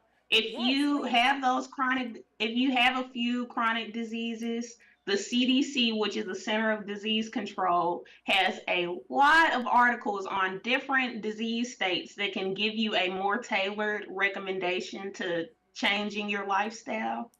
Also, physical activity is super important because we can eat as much protein as we want to, but if we're not moving those muscles, how are we going to trigger our body to know to build those muscles to keep your quality of life as great as long? And then last but not least, shopping while in season is a great way to get a good bang for your buck.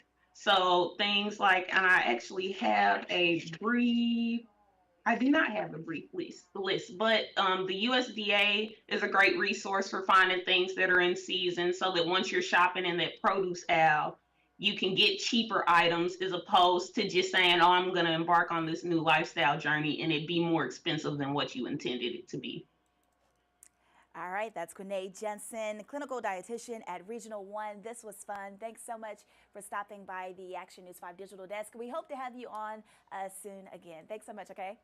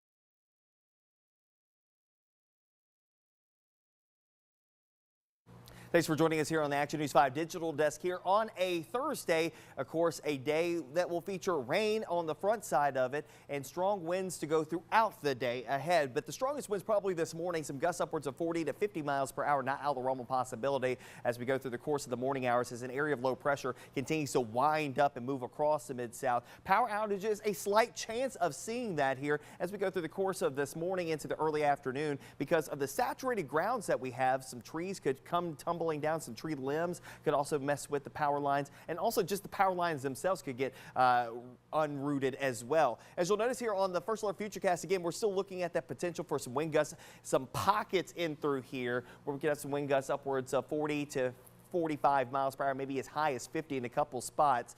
The winds will die down after lunchtime, and then we'll see the winds pick back up as sunshine breaks back out. That mixing process will get the winds gusting around 30 to 40 miles per hour for a couple of hours this afternoon. We'll die down overnight tonight into the start of tomorrow, but eventually probably going to see the wind gusts picking back up through the course of your day on Friday, but at least we'll have sunshine to contend with. Here's a look at our First Alert Futurecast again, winding up the shower and rain chances across the area. Of course, those showers and rumbles of thunder will work their way eastward, start to fade away a little bit. Clouds hanging on through at least lunchtime with temperatures in the upper 50s and low 60s. We'll work our way to the upper 60s, close to 70 degrees before the day is out as the clouds begin to clear out. And we still have those aggressive northwest winds still blowing through here from time to time during the afternoon hours. Should be clear tonight. 40s starting off on your Friday. We'll work our way back to the upper 60s, low 70s. Tons of sunshine for your Friday, but keep in mind, still a bit breezy. Some gusts around 30 to 35, not out of the realm of possibility. We'll start off with 40s and 50s early on Saturday. A lot of sunshine. Hey, upper 70s, close to 80 degrees coming up on Saturday. We'll go for 80 degrees with mostly to partly sunny skies and the winds picking back up again as high pressure builds off to the east of us as we head towards your Sunday. Monday of next week features highs in the lower 80s and a small chance of a shower here or there. We'll have a couple of shower and storm chances that will emerge as we go through the course of next week. It won't be a washout, at least at this point in time. We'll watch a frontal boundary that could get close to us sometime Tuesday to Wednesday of next week, and also another one that could get in here Thursday and Friday of next week. That could bring us maybe a slightly better chance for seeing some rain, but it's going to be quite the warm week across the Mid-South and muggy as well. One way to notice the muggier air that's going to be filtering into the area, look at the lows next week in the upper 60s, close to 70 degrees. That is more akin to what we would normally see during the summer months. In the meantime, though, rain continues this morning through the course of the morning hours. It will taper off as we get towards lunchtime. Those winds, though, not necessarily tapering off all that much. We'll stay breezy for your Friday with a high near 70, working our way to the upper 70s and low 80s. Some great weather expected as we head towards the weekend across the Mid-South. Of course, the Memphis Redbirds in town this weekend with a stretch with Nashville. They had to postpone the game yesterday. They're going to have a doubleheader on Saturday. Of course, the weather continues as we go through the weekend, so we'll have some good weather, hopefully, to get through the rest of that series at AutoZone Park. But we got to get past the rain and wind to contend with here this morning. Otherwise, though, the weather pretty quiet as we head through the weekend and early next week.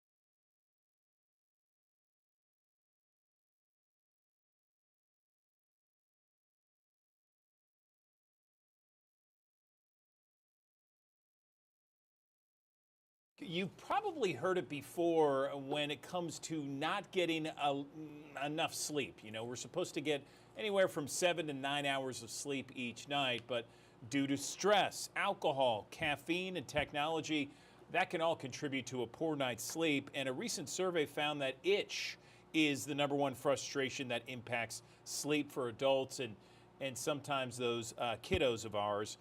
They also, their eczema also flares up as well. We want to talk about all of this right now with Dr. John Browning. He's a pediatric dermatologist. He is joining us on the digital desk. And John, good morning to you. Tell us what some of the biggest challenges that people are facing when it comes to sleep, when it comes to eczema, that sort of thing. Good morning. Well, good morning. Thank you, Andrew, for having me. And yes, I'm so glad you brought up skin as being another cause of sleep disturbance, because what we found is that the itch from atopic dermatitis or eczema can indeed wake you up at night. And as a parent of 2 kids with atopic dermatitis and as a pediatric dermatologist, I'm not surprised to learn about this finding, although I was surprised to know that 76% of patients indeed had complaints of sleep disturbance from their itchy atopic dermatitis. And, you know, we've got enough reasons to keep us up at night. We certainly don't need to have our skin be another one of those reasons. 100% agree with you. I have a family member as well that has eczema, but I didn't realize a lack of sleep causes it to flare up. Is that, in fact, the case? Well, you know, really, it's actually the flare that causes the lack of sleep. So, you know, out of the blue, they may have a flare. We don't always have one reason that causes that flare. It can be a change in the weather. It can be something that touches their skin, or, you know, sometimes in the summer we'll see heat and sweat do it, but they can wake up in the middle of the night. And if you've got young kids who have eczema and you go in their rooms at night, sometimes you see them just fidgeting around, scratching even in their sleep. And then they wake up. And I remember when my kids were little and they would often wake up at night flared, and sometimes you give them some medicine like Benadryl to help them sleep, but that's often inadequate. And we've had many vacations where we've had problems because we've had the atopic dermatitis flare and haven't been prepared for that. So what causes eczema, and what's the best treatment for it? That's a really great question. And so, at the end of the day, there's not really one cause of atopic dermatitis. And sometimes I have patients that come and see me and they just want to be tested. They just want some kind of test. Please tell me, what is it? What's causing my eczema? Why does my kid have it? Is there food out there? Is there something in the air? And, unfortunately, it's multifactorial. So even though there are things that can aggravate your atopic dermatitis, at the end of the day, it's really two big reasons why they have it. Number one, you've got an impaired skin barrier, and that's just genetic. You're born with skin that dries out. It doesn't hold moisture like it should. Different things irritate it. And then your immune system goes into overdrive, and it causes redness. It causes swelling. It causes cracks. That's where the itch comes into play. Sometimes you have bleeding on your sheets at night from scratching while you're sleeping. So those are the two reasons. And there's not one thing only that causes it. I've noticed sometimes with my specific family member that a certain diet can help alleviate some of that itching. Is that what you experience? Would you recommend someone with eczema have a certain diet in order to keep it under control? What do you think? People ask me about that all the time, and I always tell them absolutely. Good diet is always important. You want to have a healthy diet. You want to avoid those processed foods. You want to avoid things that are gonna make your insulin spike. You want to be healthy. So I think it's very important to remind people that healthy diet and healthy sleep are both really important for atopic dermatitis. And I have partnered with Dermavant Sciences, and I'm happy to raise awareness about the survey with these findings of sleep disturbances and some of the things that patients are experiencing who have atopic dermatitis. So you might consider visiting our website, dermavant.com/sleep itch survey, where you can learn more about some of those symptoms and some of the other things associated with atopic dermatitis. I appreciate that info, Doctor. What about any other major takeaways that we can tell our audience right now when it comes to research and studies on this topic?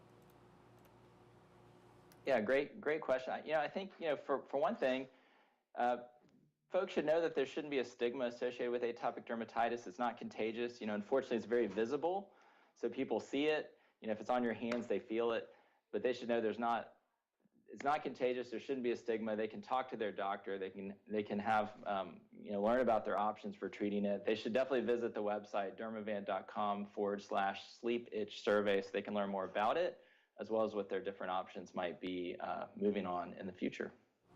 Okay, Dr. John Browning, we really appreciate you coming on the digital desk to talk about this eczema and how it can lead to a lack of sleep for so many millions of Americans out there. Thanks so very much, and we appreciate it.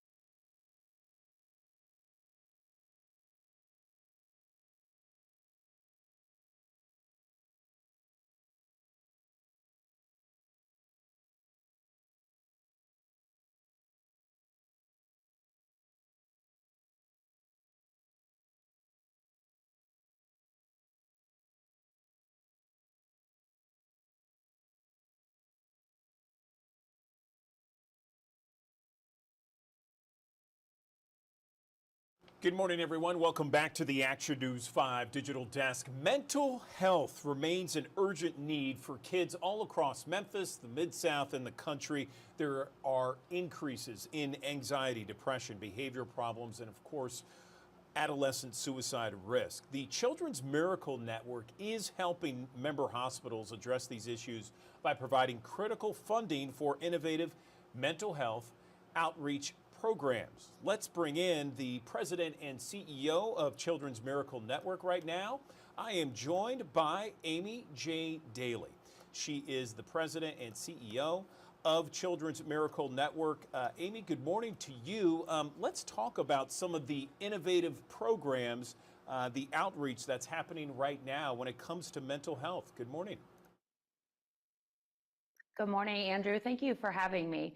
I'm happy to share with you that Children's Miracle Network Hospitals, we're a national children's healthcare nonprofit, and we help raise money that has a local impact. And so what that means is that as we raise money all around the country, it goes back into local children's hospitals. And as you mentioned, what we've been finding is in the past couple of years, particularly post-pandemic, the need for mental health services is just greater and greater with our children and our teens. And so I'm happy to share with you that over 100% of our member hospitals, they provide mental health care services, resources, and community opportunities for children and teens in our community.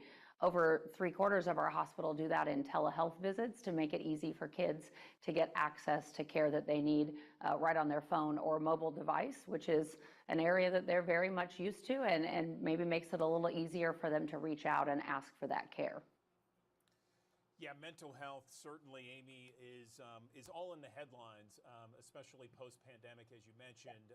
It's certainly a big issue, and I feel like if there is a positive to come out of the pandemic, one of which is the stigma almost is gone about not talking about mental health. In fact, more and more people are talking about it.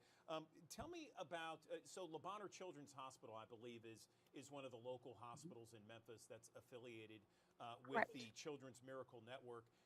Tell me about your own personal connection to the mission.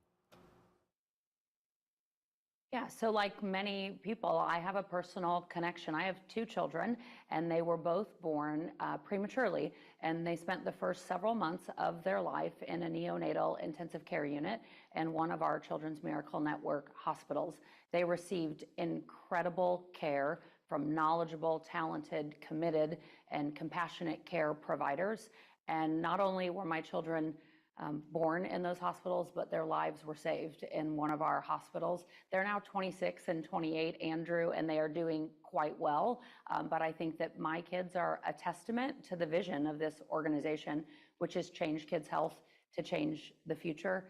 And we do that over and over and over again. Over 12 million kids per year are seen in our hospitals around the United States and Canada. And if we're doing the math on that, that's 72 kids every minute are walking through the doors to get treatment in one of our hospitals. Yeah, we're certainly thankful for Le Bonheur Children's Hospital in Memphis. They do an incredible work, and we're so thankful to have them here in Memphis.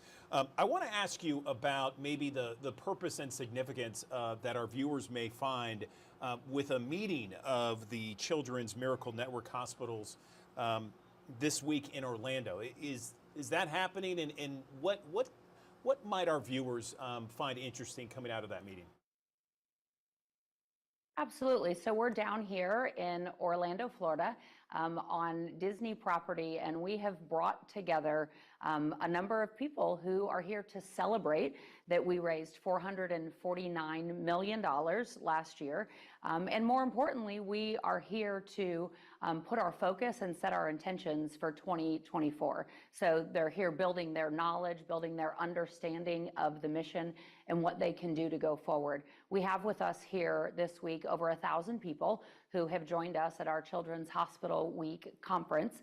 And those really, we have a lot of our corporate partners. So I know in your Memphis community, you've got Walmart and Sam's Club and Costco. That's where we raise some of our money that goes right back to Le Bonheur. Actually, last year, $1.9 million went right into your local hospital through some of those corporate partners. So they're here learning about how to have better, stronger campaigns in 2024. And then we also have our hospitals here joining us this week. And so whether that is the chief executive officers, the development team, or the program directors that are out there working directly to help raise funds. But I'll tell you, our most special guests that we have with us this week are our national champions. These are our ambassadors. These are children. We have over 30 of them with us here this week. And they're kids who are willing to share their story to help spread the importance of children's healthcare. And Andrew, you mentioned earlier this idea of breaking down the stigma around mental health care. I'm delighted to share with you, but for the first time ever, we have a national champion, a young girl named Brooke, who is sharing her story about mental health. And the reason that she's doing that, she's sharing about anxiety and depression and suicidal thoughts. And the reason that she's willing to do that is because Brooke, as a young, just newly turned 18-year-old getting ready to graduate from high school, she knows that it's important for teens to understand that it's okay to not be okay. And so she's here sharing her story to help people know that there are resources, there are ways that you can reach out and get access to the support you need if you're struggling. Fantastic. That sounds amazing, Amy. You know, we have thousands of people who watch us each and every morning here on the Digital Desk. And I just want to ask, if someone wants to learn more information about perhaps mental health areas that they can send or get more information for their children, is there a place online that perhaps someone can go for more information on that?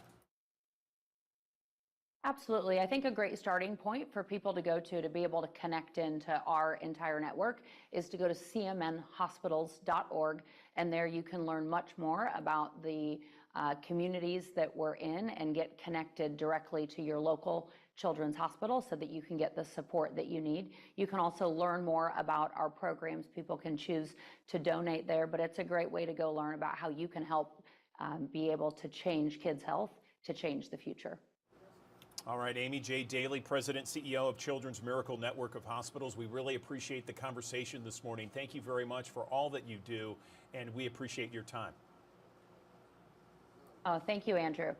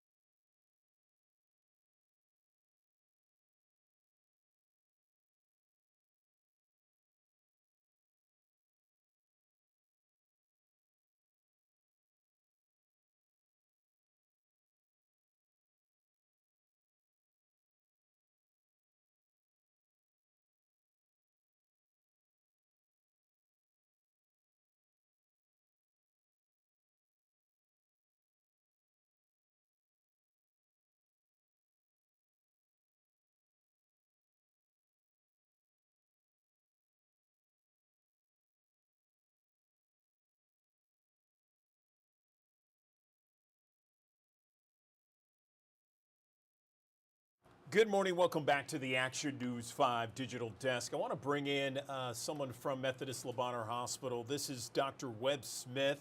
He works at Le Bonheur. And Dr. Smith, good morning to you. Let me ask you something about some of the challenges that some of the children face here in Memphis and the Mid-South. If you were to name, you know, maybe 2 or 3 of the biggest challenges they have, what would they be? Good morning to you.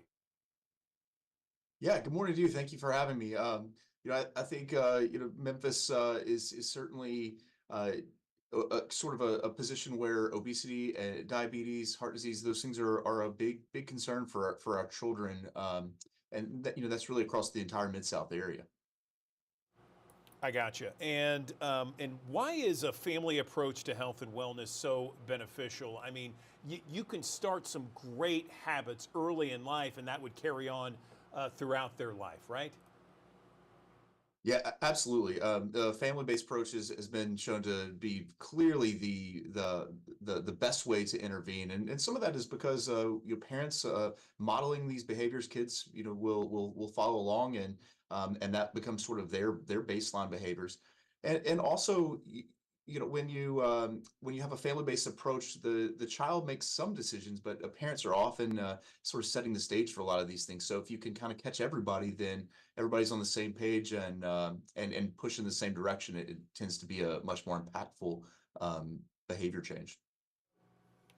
So tell us about Healthier 901 Kids Fest. I understand this is an event that's happening April 13th, right?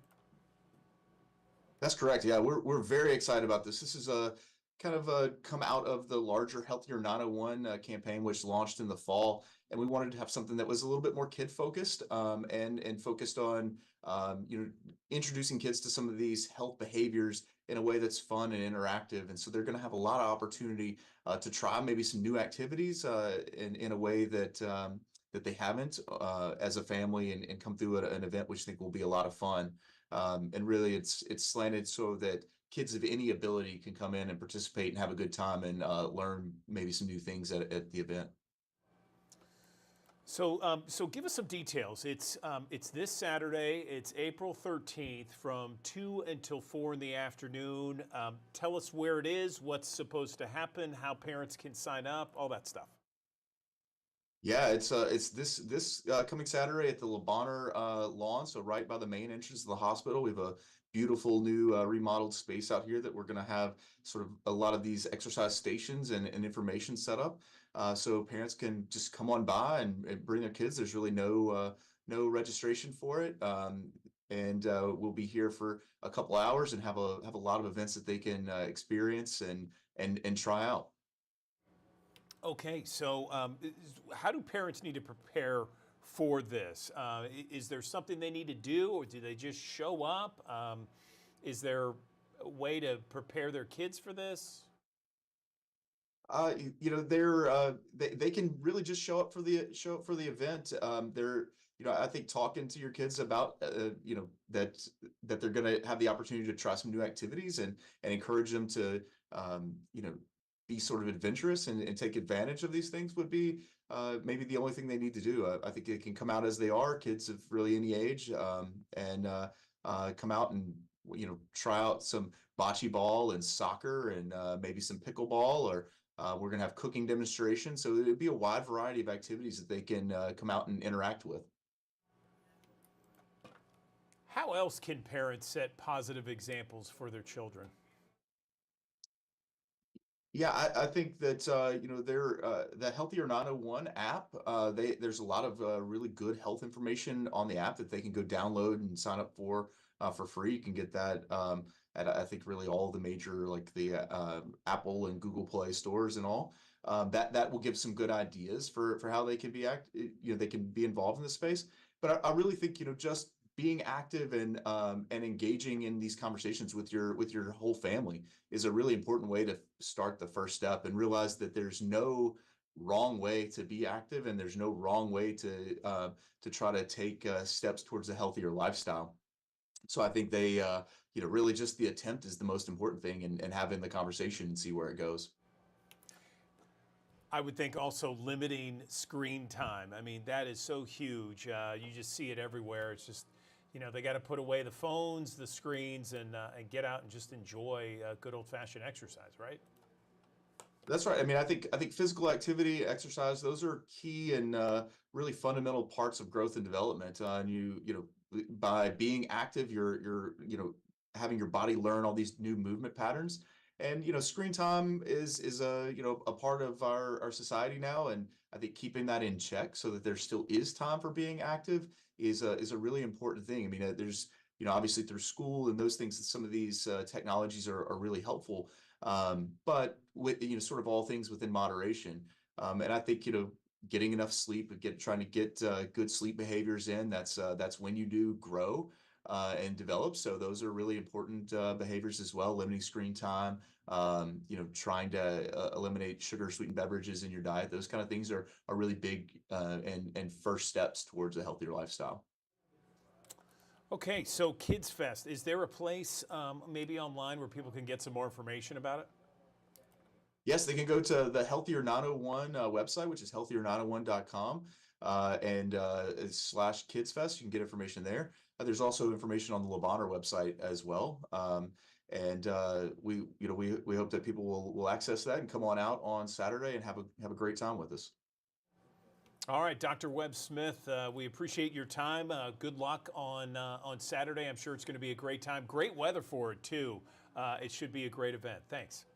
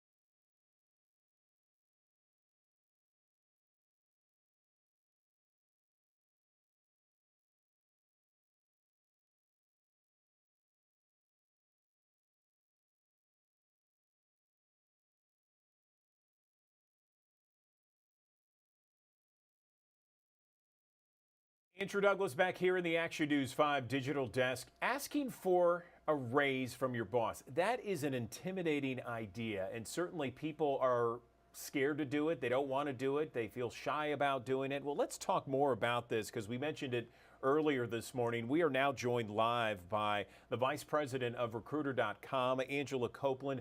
Appreciate you joining us, Angela, and how are you? Thanks for having me. It's great to be here. Yeah, we appreciate it very much. And so, the asking for that raise this time of year, it certainly can be intimidating for people. So let's get your best expert approach on how to approach that topic with your boss. Well, this is such an important topic. I'll be honest, there is not any topic I'm hearing about more than pay right now from job seekers, because as you've seen in the news, pay is really going up now more than it really ever has. Before you have the conversation with your boss, I think you've got to kind of have a conversation with yourself. And I'd say start really by evaluating your risk tolerance, because this is a conversation that can be risky. When you go in and you have it, if it doesn't go well, we have to remember that as much as we want to fight for the most amount of money, everyone is replaceable, and it is a risky conversation. So if you've got 4 kids at home, you may want to approach it a little differently than if you don't have, any of those external factors going on. But the best time really when you're ready to have the conversation is to have it during your annual performance evaluation. And that's something that's starting to happen right now with many companies. Companies are going through their review cycle, and it's a good time to sit down and talk about where you are today and kind of where you want to be going forward in your career. No, that's a great approach, and that's certainly a great time to ask for it. But, even still, the whole conversation, can be kind of weird. As you said, it can be awkward for somebody, especially if you're not prepared. What's the best way to prepare for that kind of conversation? So the preparation is a very important piece. And the great news is that there's more data online today about salaries than ever before, because many companies are actually posting their salaries with job listings. And also you can look at other sites where there's available information about how much different people are making in certain roles by certain companies. So you can go in with research to have an idea of what you think is really reasonable. And then I would talk about results. What are you bringing to the table? What is the value that you've provided in the last year? And how is your role evolving to some new level? You don't want to go in and say, I'd just like some extra money, because of course everybody would like some extra money, but you've got to show business-wise why it makes sense. And the other thing is, I'd really brace yourself, because oftentimes companies are not incentivized to give big raises. Like if you're thinking you want a 20% or a 30% raise, your current company is not incentivized to give that raise to you. The company that will likely give you a big raise is a different company. So you've got to keep in mind that if you're truly set on making more money, you may have to look outside the walls of your current company. I like that idea. I like that approach, research, results, and the evolution of what you're doing for the company. Great approach there. What about timing wise? Because a lot of times, you know, if someone says, well, I haven't been there long enough, I don't know if it's the right time to ask for it. Is there a certain amount of time that you should ask for a raise? You know, you ask a great question, because if I've just hired someone, right, and they come straight to me and they want more money, that sort of feels a little disingenuous. Like they've agreed to a certain rate and now they want more, and they haven't even really been there long enough to do what we've agreed to. But at the same time, I'm really seeing companies that are stepping up and giving employees raises today who've only been around for a few months, simply because there is so much turnover going on right now. So, you know, personally, I'd wait at least a year before you start having those conversations if you're brand new. And I would talk about it not just in terms of money. I know financially that's really what you're trying to get out of it, but you want to talk about it in terms of your career path, in terms of the value that you're bringing the company. Like you want to make it make business sense to them. It can't just be a grab for money. But really the best time is during that performance evaluation, when you're really talking about how you've done in the last year and you're talking about planning for the future. Makes sense, certainly. And then another one that people might get tripped up on is, how much do you ask for? What's a good way to approach that? It's a good question. You know, sometimes you can get the company to actually give you a number. If you talk about, you know, directionally how you want to, that you want to grow in the company, sometimes they'll have a number they're thinking of. But alternatively, you know, look online and see what's fair in your industry, at your company, you know, in your particular role, because you may find that, you know, a few $1,000s will get you there. You may find that, you know, it's a huge chunk of money. And I wouldn't say there's a certain percentage, but you want to go out and do your research on what really is the market rate. But keep in mind, again, if you're asking for, let's say, more than 10% at the very most, I think that's a tough ask for any company. You know, even if what you're saying makes sense, even if it's the market value, like even if all the things make a lot of sense, if you go in and say, I want 50% more money to stay here, I think there is a good chance your boss is going to say, I'm sorry, we just can't do that. So you really want to reflect. And if you are looking for that kind of a big raise, you may just have to look somewhere else. And the good news is this is a great time to be looking. There are so many companies hiring, and they are paying more than they were in the past. So if you want to truly make a difference in your pay, switching companies is often the very best way to go. I love that. I love that. More options out there for the employee, for sure. So what about after you make this request? Let's say you get the gumption, you do it, you don't make it awkward, and they still say no. What then? Well, it's a good question, because this is the thing. It gives you information. If they come back and say, no, we can't do it, it gives you the information you need, right? Like either the company cannot afford to pay their employees more, maybe the company is not in a good place, or maybe they don't value you the way that you feel they should, or maybe your manager just doesn't have a backbone. Like it could be any of those things, but you get this information by having the conversation, and then you have to make a decision. Are you comfortable to continue to stay and to continue to work at that same rate, or do you want to look somewhere else and see if somebody else would be willing to pay you more? I think the one other alternative you might consider, especially if you work at a big company, is looking at other departments within that company, because you will find sometimes there might be one department that pays much more than another department. So if you feel like, man, I've just really maxed out in my area and I don't think my boss is going to be willing to go up any higher, perhaps you take that information and you start to even look, you know, in other spots within your same organization. All great advice, all great cues from you. Anything else that we can touch on regarding this topic, Angela, that we haven't mentioned already? You know, I think the biggest thing is go and do your research online. We are so fortunate that labor laws around salary are really changing, and they have been for probably 5 years or more. And what it creates is a situation of transparency. So if you aren't sure if you're underpaid, go online and do your research, because it is not hard to find out anymore. And those laws have changed really in an effort to create more equality within sort of the space of pay. And as an employee, you have every right to go out and do your research and decide if the amount of money that you're making works for you or doesn't work for you. So go and do your homework rather than, just wishing that someone would give you more money. And again, also remember that if you don't ask, you may not get any additional money. So asking is really the first step. Great advice and insight as always. Angela Copeland, Vice President of Recruiter.com. Thanks very much. Appreciate all the info. Thank you.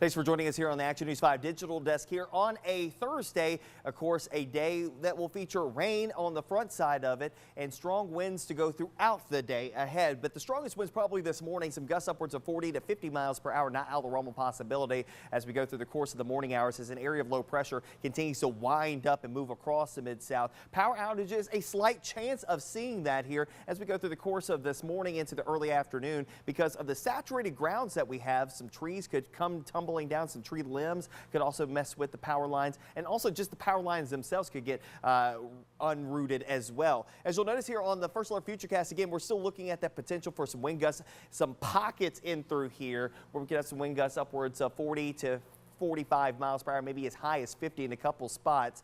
The winds will die down after lunchtime, and then we'll see the winds pick back up as sunshine breaks back out. That mixing process will get the winds gusting around 30 to 40 miles per hour for a couple of hours this afternoon. We'll die down overnight tonight into the start of tomorrow, but eventually probably going to see the wind gusts picking back up through the course of your day on Friday, but at least we'll have sunshine to contend with. Here's a look at our First Alert Futurecast again, winding up the shower and rain chances across the area. Of course, those showers and rumbles of thunder will work their way eastward, start to fade away a little bit. Clouds hanging on through at least lunchtime with temperatures in the upper 50s and low 60s. We'll work our way to the upper 60s, close to 70 degrees before the day is out as the clouds begin to clear out. And we still have those aggressive northwest winds still blowing through here from time to time during the afternoon hours. Should be clear tonight, 40s starting off on your Friday. We'll work our way back to the upper 60s, low 70s. Tons of sunshine for your Friday, but keep in mind, still a bit breezy. Some gusts around 30 to 35, not out of the realm of possibility.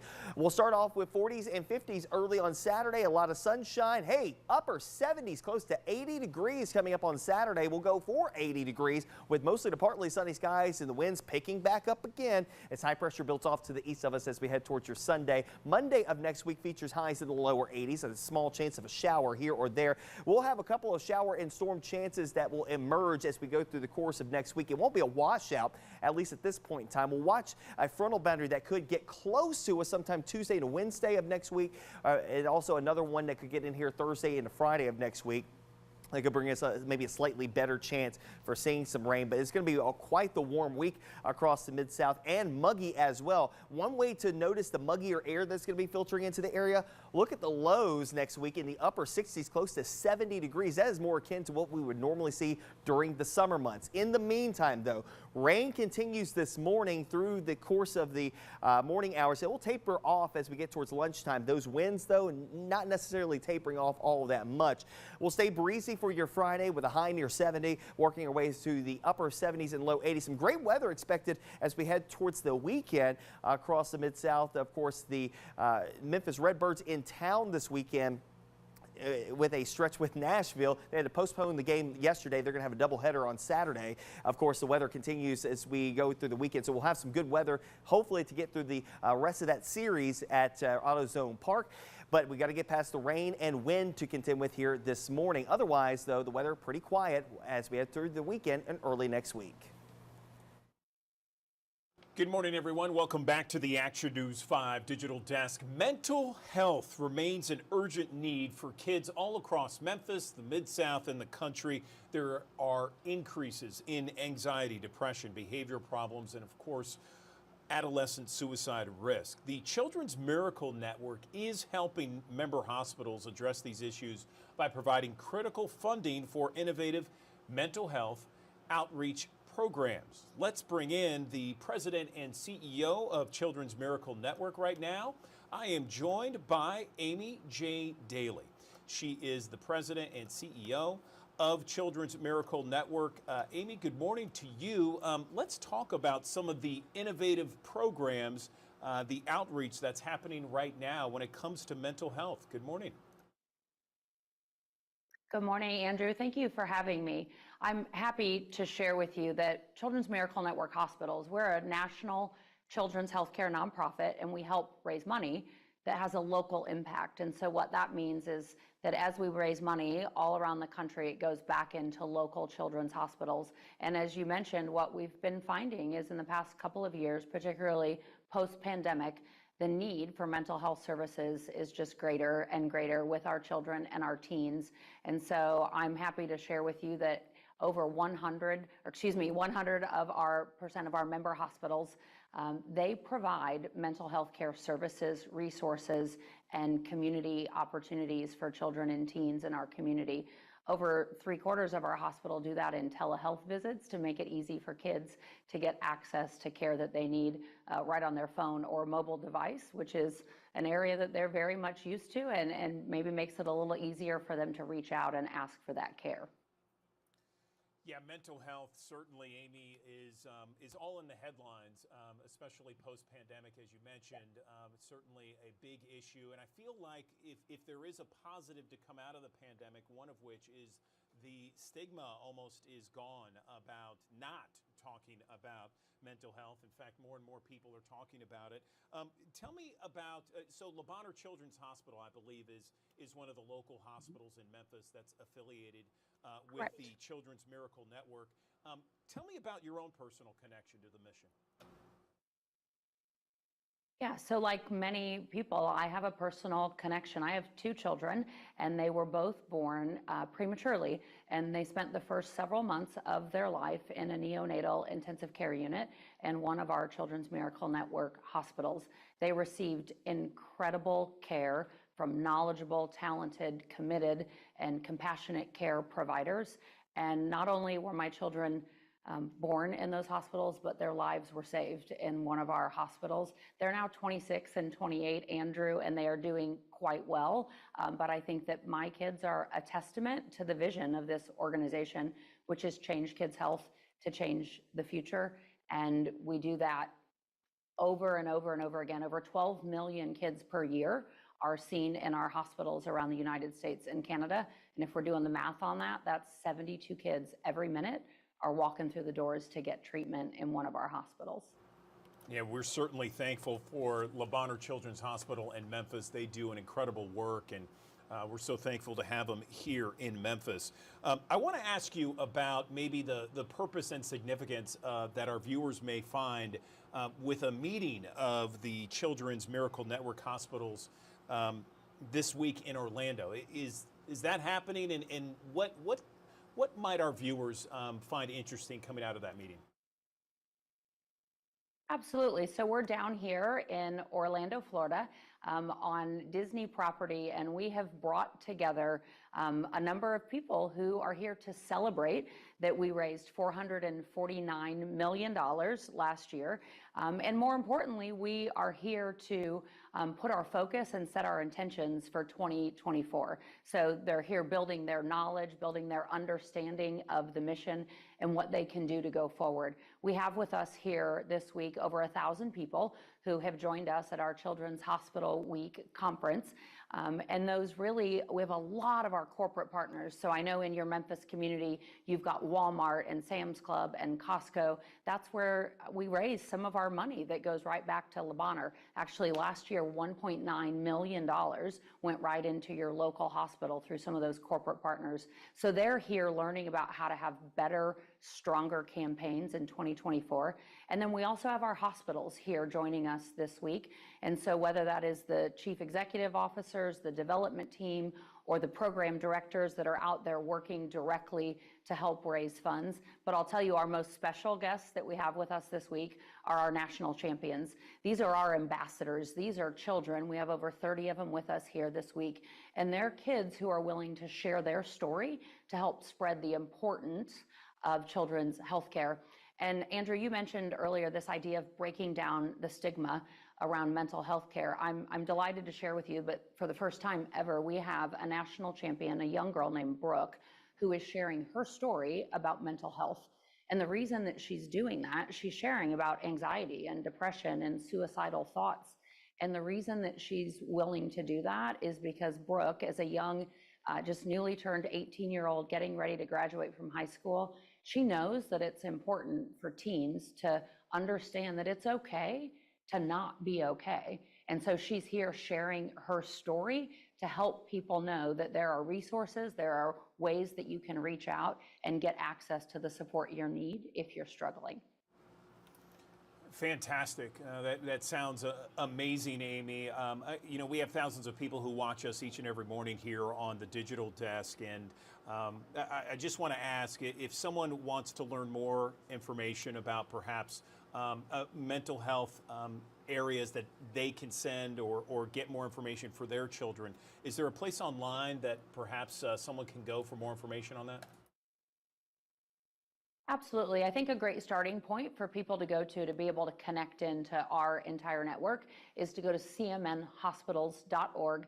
And there you can learn much more about the communities that we're in and get connected directly to your local children's hospital so that you can get the support that you need. You can also learn more about our programs. People can choose to donate there, but it's a great way to go learn about how you can help be able to change kids' health to change the future.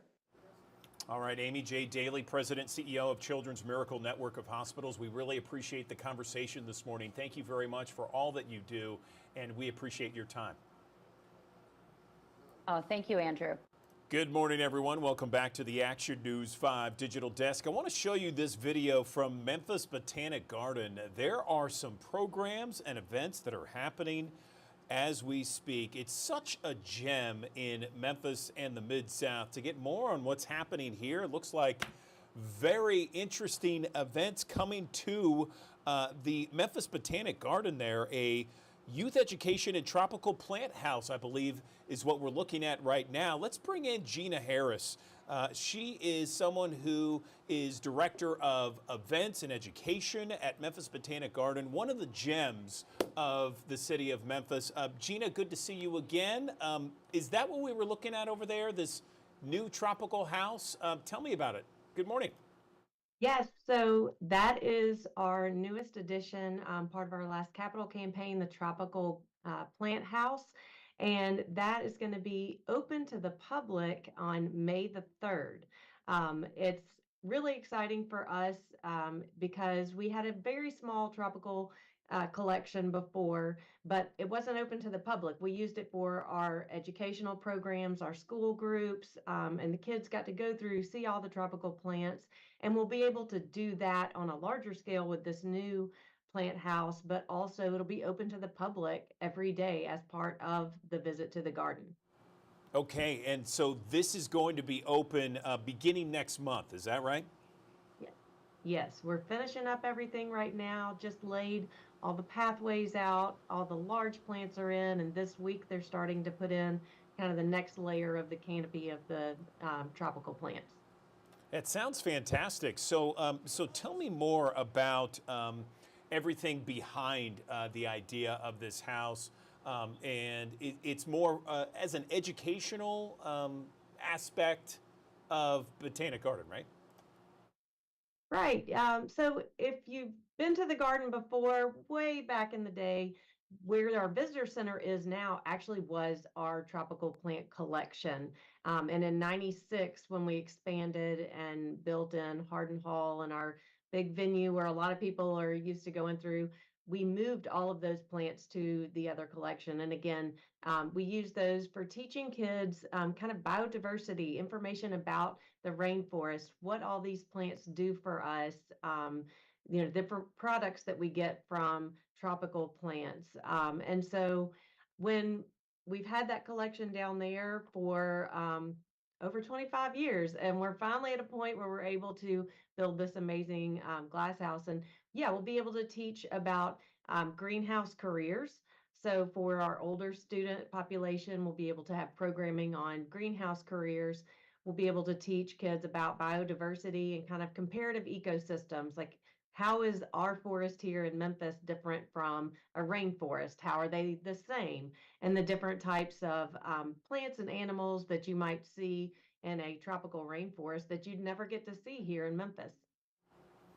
I love it. I love it. And something else I saw, Gina, which is kind of interesting, is that this is going to have tropical plants from almost every continent in the world. And there's going to be signage for visitors and students to just kind of learn, as you mentioned, learned more about the various plants, different climates everywhere that's going to be housed in this location. And tell me about the lights. The lights are different.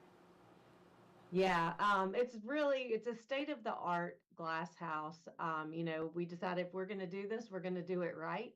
And yeah, our horticulture staff has traveled all over, learned about different plants that do well in these glass houses, and really sourced out some of the coolest plants that we'll be able to have here and do well here. And we had a glass house company that came in.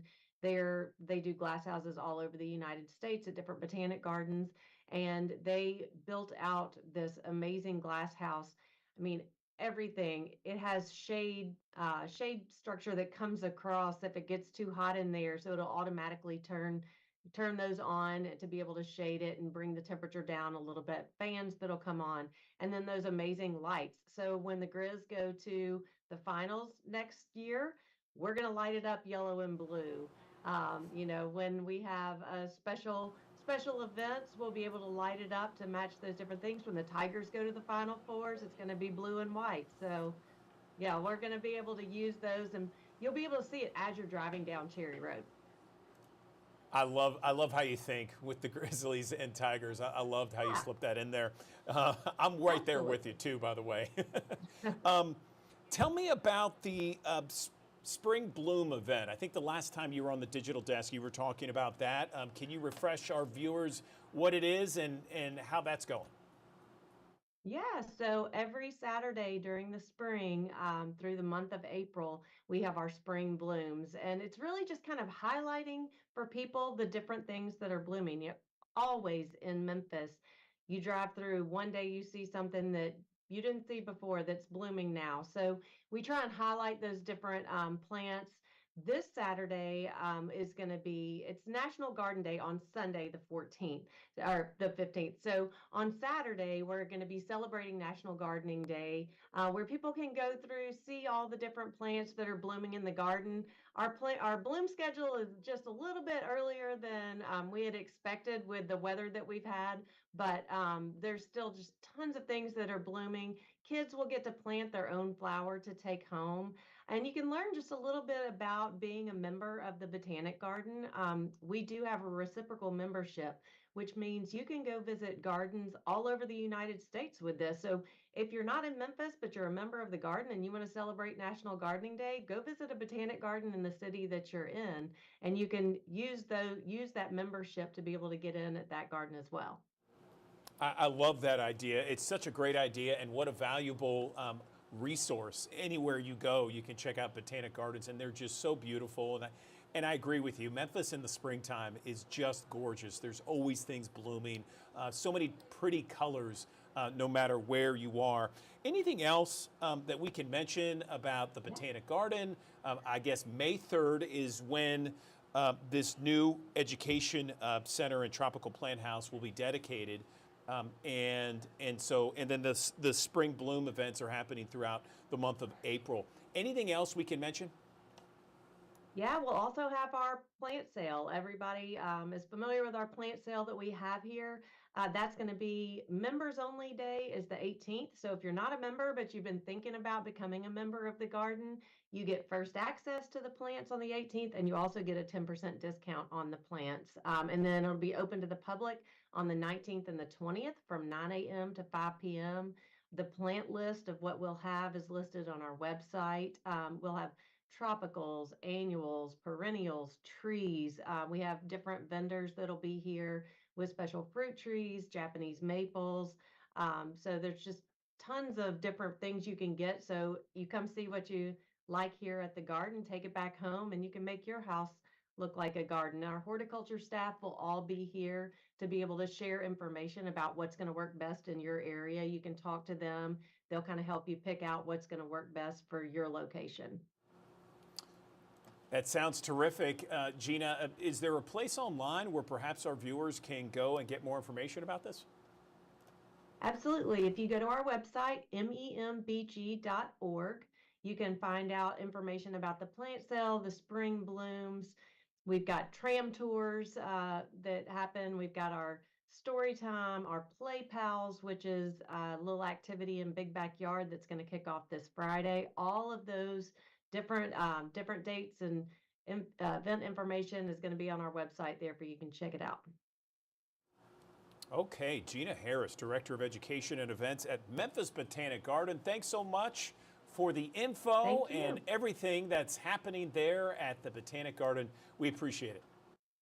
Thanks for joining us here on the Action News 5 Digital Desk here on a Thursday. Of course, a day that will feature rain on the front side of it and strong winds to go throughout the day ahead. But the strongest winds probably this morning, some gusts upwards of 40 to 50 miles per hour, not out of the realm of possibility as we go through the course of the morning hours as an area of low pressure continues to wind up and move across the Mid-South. Power outages, a slight chance of seeing that here as we go through the course of this morning into the early afternoon because of the saturated grounds that we have. Some trees could come tumbling down, some tree limbs could also mess with the power lines, and also just the power lines themselves could get unrooted as well. As you'll notice here on the First Alert Futurecast, again, we're still looking at that potential for some wind gusts, some pockets in through here where we could have some wind gusts upwards of 40 to 45 miles per hour, maybe as high as 50 in a couple spots. The winds will die down after lunchtime, and then we'll see the winds pick back up as sunshine breaks back out. That mixing process will get the winds gusting around 30 to 40 miles per hour for a couple of hours this afternoon. We'll die down overnight tonight into the start of tomorrow, but eventually probably going to see the wind gusts picking back up through the course of your day on Friday, but at least we'll have sunshine to contend with. Here's a look at our First Alert Futurecast again, winding up the shower and rain chances across the area. Of course, those showers and rumbles of thunder will work their way eastward, start to fade away a little bit. Clouds hanging on through at least lunchtime with temperatures in the upper 50s and low 60s. We'll work our way to the upper 60s, close to 70 degrees before the day is out as the clouds begin to clear out. And we still have those aggressive northwest winds still blowing through here from time to time during the afternoon hours. Should be clear tonight. 40s starting off on your Friday. We'll work our way back to the upper 60s to low 70s. Tons of sunshine for your Friday, but keep in mind, still a bit breezy. Some gusts around 30 to 35, not out of the realm of possibility. We'll start off with 40s and 50s early on Saturday. A lot of sunshine. Hey, upper 70s, close to 80 degrees coming up on Saturday. We'll go for 80 degrees with mostly to partly sunny skies and the winds picking back up again as high pressure builds off to the east of us as we head towards your Sunday. Monday of next week features highs in the lower 80s and a small chance of a shower here or there. We'll have a couple of shower and storm chances that will emerge as we go through the course of next week. It won't be a washout, at least at this point in time. We'll watch a frontal boundary that could get close to us sometime Tuesday to Wednesday of next week, and also another one that could get in here Thursday and Friday of next week. That could bring us maybe a slightly better chance for seeing some rain, but it's going to be quite the warm week across the Mid-South and muggy as well. One way to notice the muggier air that's going to be filtering into the area, look at the lows next week in the upper 60s, close to 70 degrees. That is more akin to what we would normally see during the summer months. In the meantime, though, Rain continues this morning through the course of the morning hours. It will taper off as we get towards lunchtime. Those winds, though, not necessarily tapering off all that much. We'll stay breezy for your Friday with a high near 70, working our way to the upper 70s and low 80s. Some great weather expected as we head towards the weekend across the Mid-South. Of course, the Memphis Redbirds in town this weekend with a stretch with Nashville. They had to postpone the game yesterday. They're going to have a doubleheader on Saturday. Of course, the weather continues as we go through the weekend, so we'll have some good weather, hopefully, to get through the rest of that series at AutoZone Park. But we got to get past the rain and wind to contend with here this morning. Otherwise, though, the weather pretty quiet as we head through the weekend and early next week. All right, there's a live look from our High Five Camera University of Memphis. That does it for us here on the Action News 5 digital desk. Have yourself a wonderful afternoon. We got Action News 5 midday coming up at the top of the hour with Ariana Poindexter. She'll take you through the top headlines throughout the next hour. And then, of course, join us once again bright and early tomorrow morning for another edition of the digital desk. We will have Action News 5's Sydney Gray anchoring the digital desk all 4 hours tomorrow for you on a Friday. Make sure you join us then. Have a great one.